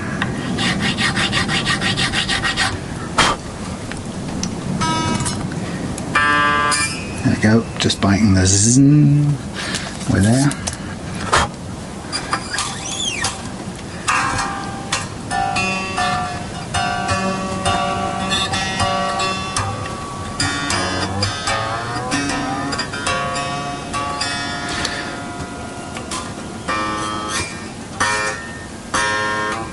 Again, this one's very close, so it will take a second.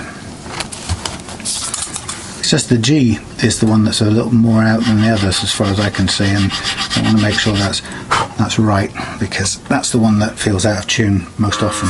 There you go, I'll stop on that. It's nice when it's this close, there's so little hard effort to do. It's also nice starting with a nut that's made of tusk or bone. I think this is bone. Well, it might be tusk, but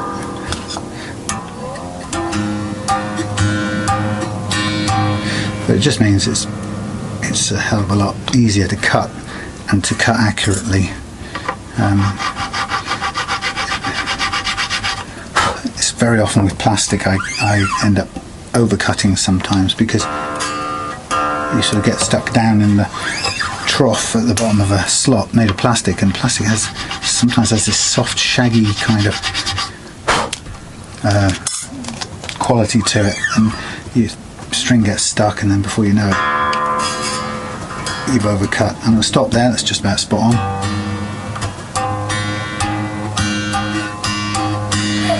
And then I'm going to switch to my top 3, and let's take care of this G.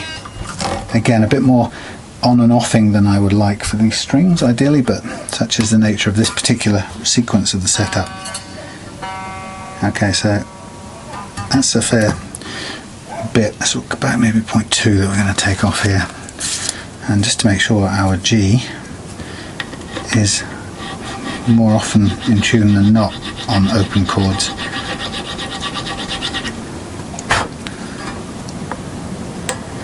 Again, being very, very sensitive to getting it right, not overcutting it, so it's a very delicate operation. More checking, less cutting, if you like. That's just on, so that's good. And then we'll do the next 2. Let's get this in tune. It is. Tune this one up.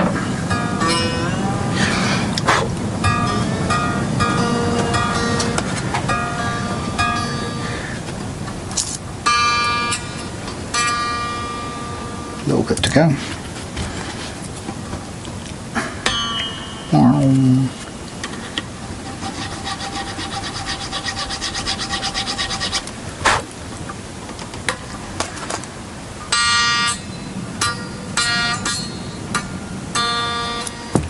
nearly. So it's ever so close. That's what I like about this. You can be really careful. The tiniest adjustments. Well, it's still ringing, it's not touching the filler gauge, so you've got a little bit more to go to get to your desired action.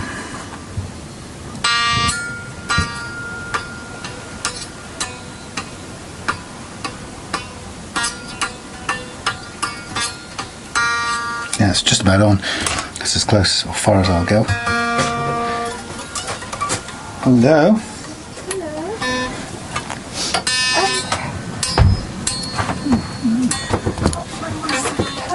Oh, I don't know either. Do you happen to know where your Kindle charger? Kindle charger is, there's two. I'm using one for the Kindle and one seems to be being used for the camera, but the one inside is for the Kindle. Where is it? I don't know, downstairs somewhere. Downstairs Right. somewhere. Haven't I seen you somewhere before? Yeah, maybe I've been somewhere. That's a line from Steve Martin. Men don't wear clothes. Yeah, sounds about right. There they Okay, are. good. Oh, right. So, Making dinner. pardon? Making dinner. Cool. I'm just about finished on this. Oh, yeah. Only got a few other jobs to do today. I'm not bitter about my whole weekend taking up guitar fixing.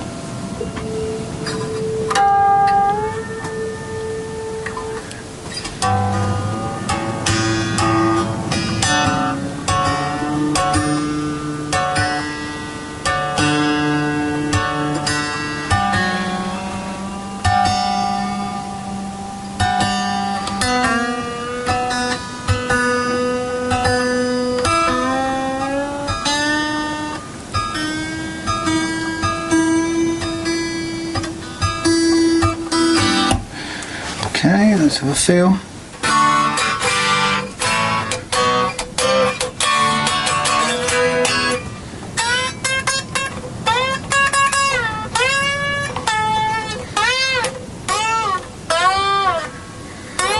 For those of you who play tens, I struggle to bend tens.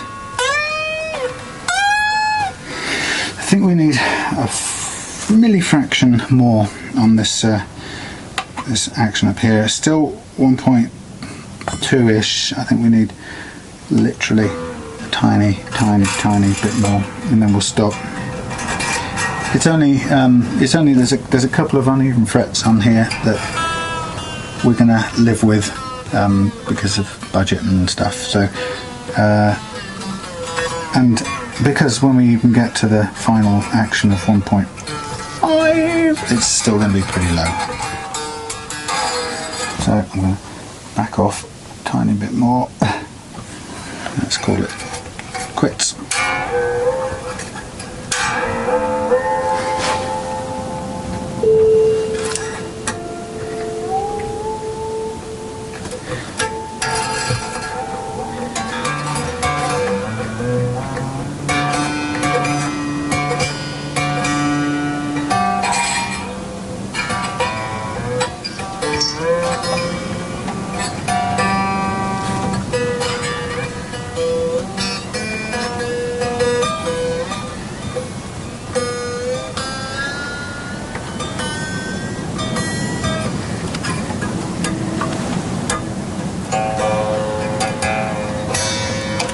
Right, one last bit of pull here and there, and we will be done on this. And there's just intonation to check. I've got my tuner out for that purpose. Hello, Morris. It's a bit untidy over there for you. I'm sorry.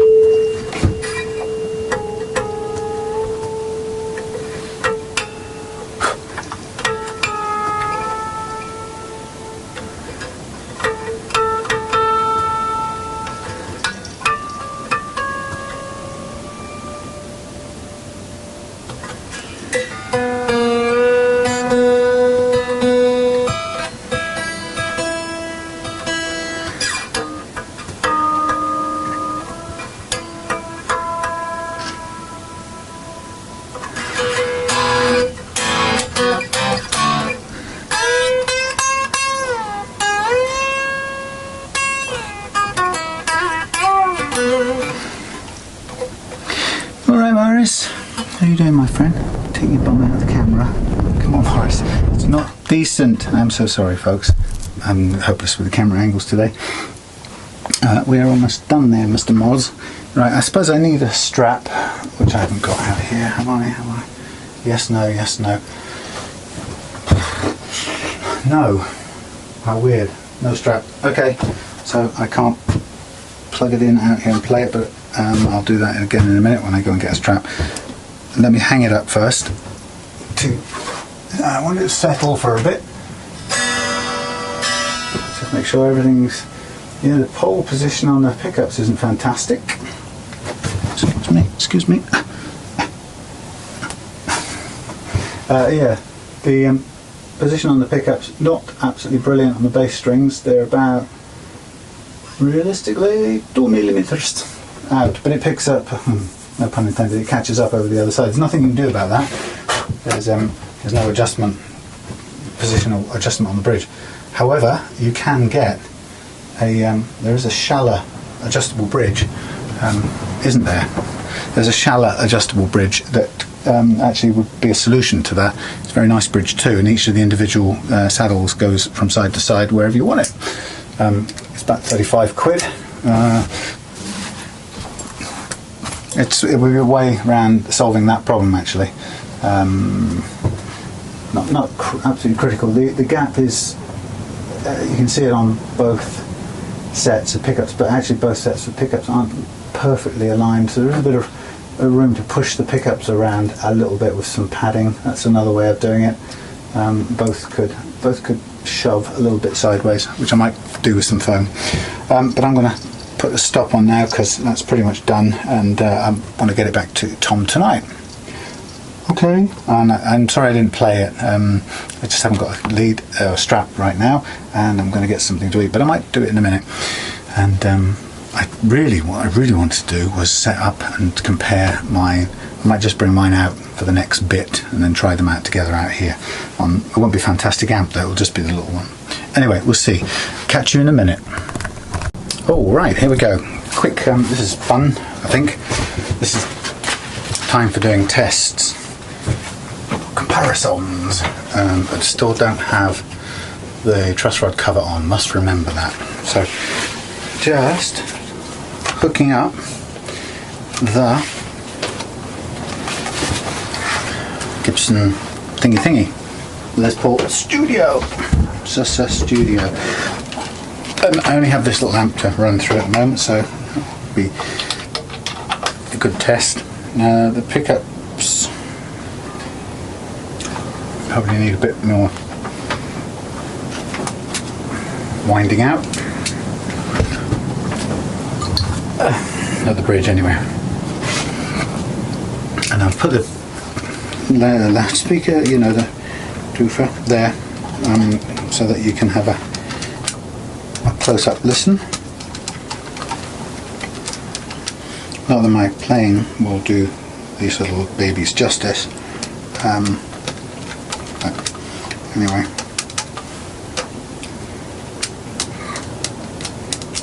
See what like it sounds like. Retuning again. Power. Gain massively up.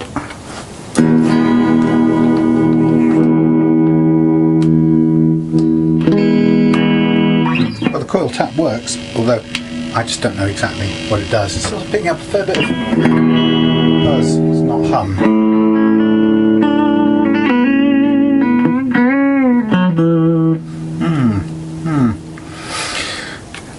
Right, tune.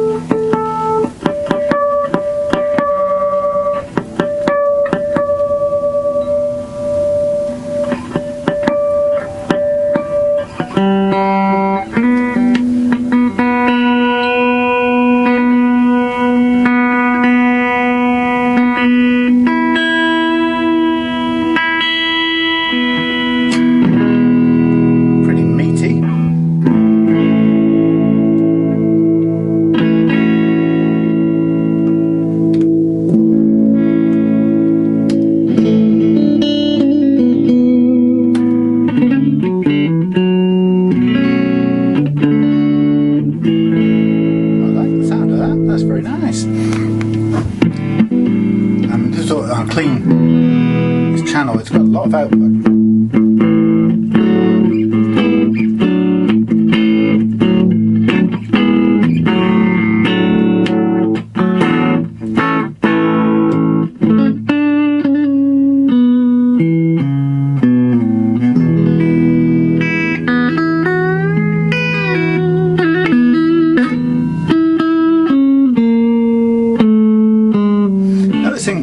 It's slightly sharp on the fingers, those frets, but it's got a little bit of stretch going on here, so I'll try and take out.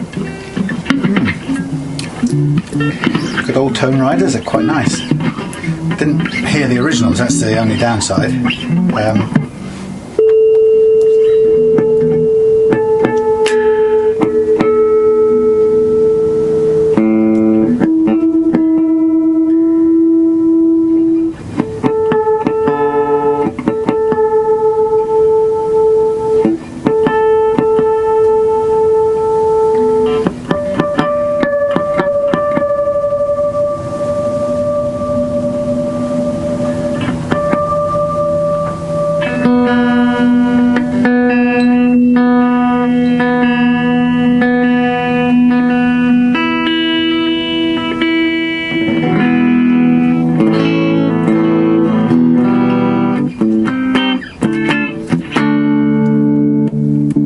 So that's on a clean channel.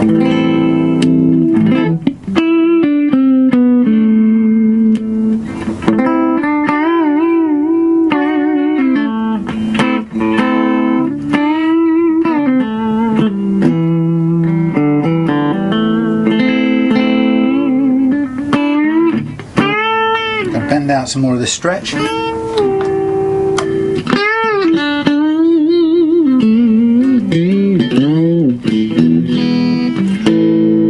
See what it sounds like with a bit of crunch.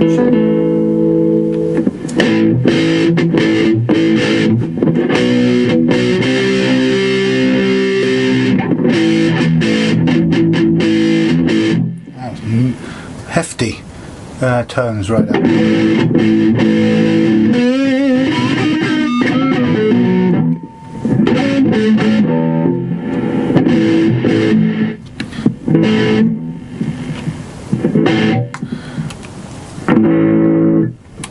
It's a bit out of tune now, but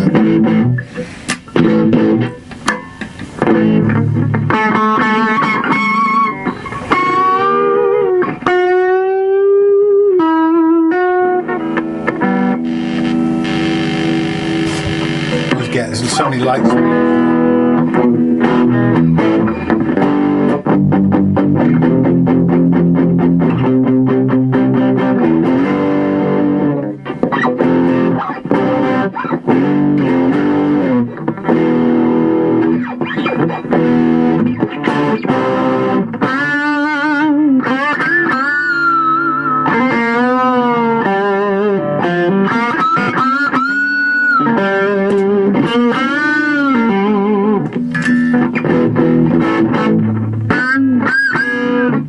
Like those pickups, I do. Even on clean.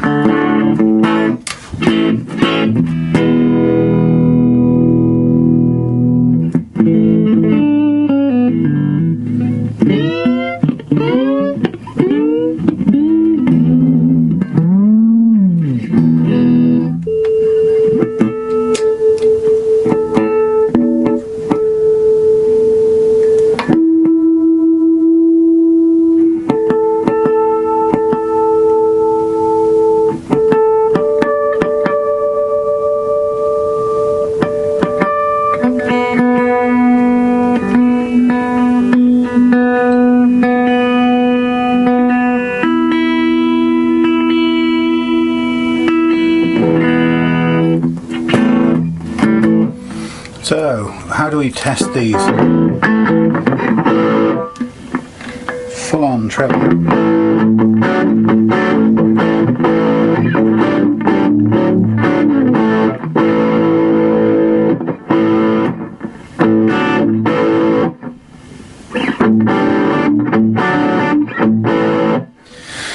So, if I were to do, I can't do a blind test now, can I? You can see the damn thing. So, I'm gonna do an edit, right? If I do this continuously, you'll know which and whatever thing it is. Okay, so ladies and gentlemen, we're gonna do a cut blind test. So we have guitar. Oh, I haven't tuned guitar number 2. Oh, I can edit anyway, can't I? Right, guitar number 1, blind audio test. Right, so this is just to see who can spot which guitar is which. I'm going to play one tune only, and it's going to be All Right Now by Free. There's a black and white.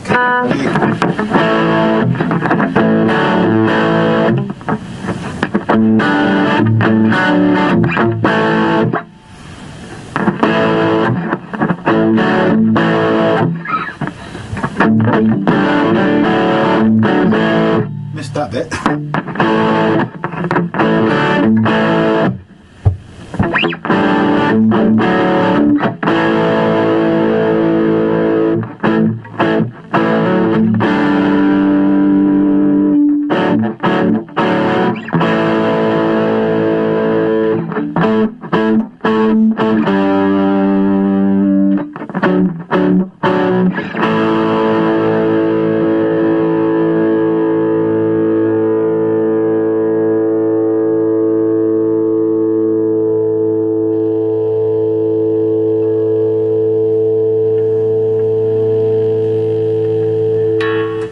So that was guitar number 1. Unnamed guitar number 1. Unnamed guitar number 2 I have to put on and tune up. My apologies. So we'll do a moment. I'll edit this bit because it makes...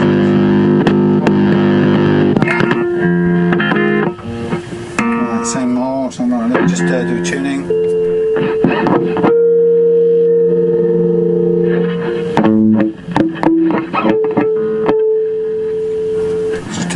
Here a minute.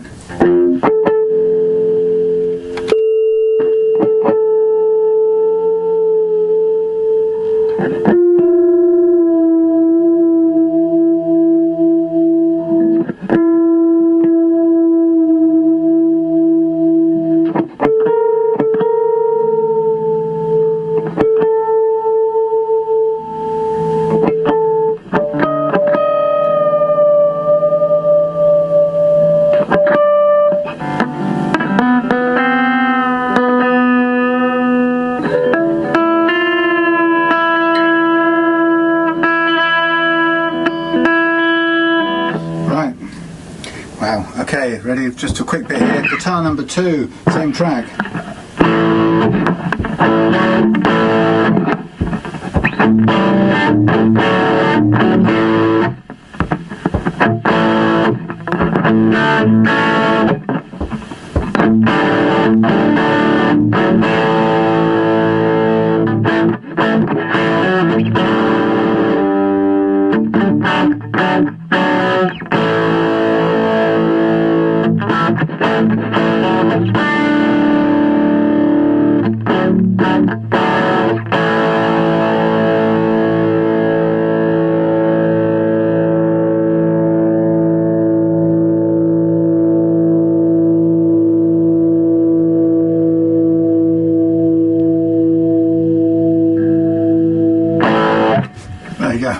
That was my quick test, and I'm going to hang up these guitars again so you quite literally have no idea which ones it was. They won't even be moving. Neither of them will be even moving, or maybe both of them will be moving. Yeah, that's the secret. Blimey, you didn't even see that test, did you? I mean, you didn't see which I did. Look at that. So, 2 guitars, 2 Les Pauls, 1 a copy by Raleigh. There it is. It's got Seymour Duncan / pickups in it. Interesting. How's this working? My goodness. Oh, weird. Anyway, mine are configured one way round. This is Tom's, the Gibson Les Paul Studio with Toneriders configured the other way round with screws, but mine's a bit confused. Anyway, so the secret of this is, I guess, I don't even know how much this one cost, but you can look it up. This is chambered. It's got beautiful cap, maple cap on it, chambered body, nice wood, some unevenness in the frets, The open book thing up here is so sharp it would cut you if you ran into it. But otherwise, just a very nice guitar to hold. I've enjoyed playing it for the short time I've played it. I also love my Rally made in China under a Korean brand copy. Headstock very different, much smaller, I think, well, a bit smaller. This has sort of Grover style tuners. This has the vintage Clouson thingies. This has the Slash Seymour Duncans, and this doesn't have any chambering in it, so it's pretty heavy guitar. So the question is, I'm just really interested, which did you like the sound of best? I know the playing was crap, but the whole point is which is worth, I don't know how much this is, 600 quid? 1500 quid? Who knows? This I paid 150 for, and maybe another 70 or so for the pickups, so 200, around 220 quid, something like that. But I've found cheaper versions of this. So quite a big price difference. Obviously it wasn't a very long play, but just on first instincts, which did you like the sound of better? Which was more powerful, actually, of the two? Which had the loudest output? One was distinctly louder than the other from where I was standing, so it might be interesting to try and guess which. Okay, enough of that for now. See you again soon. Guitar number 1, blind audio test. Right, so this is just to see who can spot which guitar is which. I'm going to play one tune only, and it's going to be All Right Now by Free. There's a black and white cut.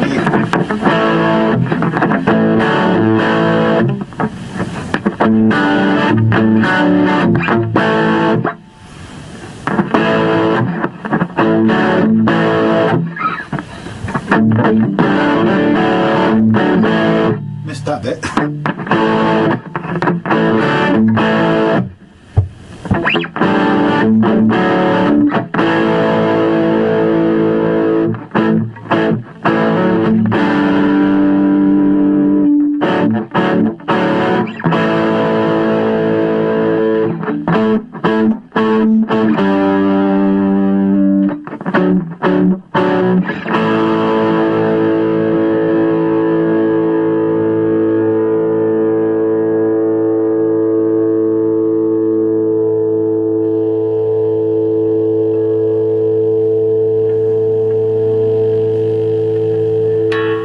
Guitar number 2, same track.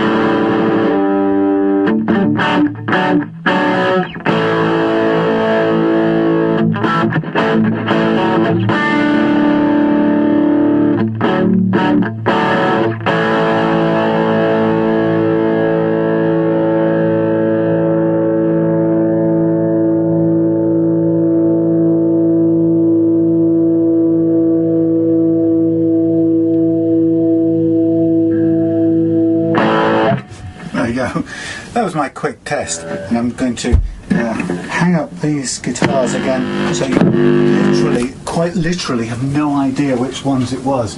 They won't even be moving. Neither of them will be even moving, or maybe both of them be moving. Yeah, that's the secret. Blimey, you didn't even see that test, did you? I mean, you didn't see which I did. Look at that. So, 2 guitars, 2 Les Pauls, one a copy by Rally.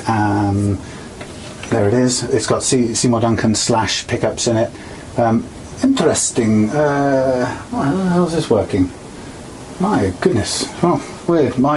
Anyway, mine are configured one way round. This is Tom's, the Gibson Les Paul Studio with Toneriders configured the other way around with screws, but mine's a bit confused. Anyway, so the secret of this is, I guess, I don't even know how much this one cost, but you can look it up. This is chambered. It's got beautiful maple cap on it, chambered body, nice wood, some unevenness in the frets. The open book thing up here is so sharp it would cut you if you ran into it. But otherwise, just a very nice guitar to hold. I've enjoyed playing it for the short time I've played it. I also love my Rally made in China under a Korean brand copy. Headstock very different, much smaller, I think, well, a bit smaller. This has sort of Grover style tuners. This has the vintage Clousson thingies. This has the Slash Seymour Duncans, and this doesn't have any chambering in it, so it's pretty heavy guitar. So the question is, I'm just really interested, which did you like the sound of best? I know the playing was crap, but the whole point is which is worth, I don't know how much this is, 600 quid? 1500 quid? Who knows? This I paid 150 for, and maybe another 70 or so for the pickups, so 200, around 220 quid, something like that. But I've found cheaper versions of this. So quite a big price difference. Obviously it wasn't a very long play, but just on first instincts, which did you like the sound of better? Which was more powerful, actually, of the two? Which had the loudest output? One was distinctly louder than the other from where I was standing, so it might be interesting to try and guess which. Okay, enough of that for now. See you again soon.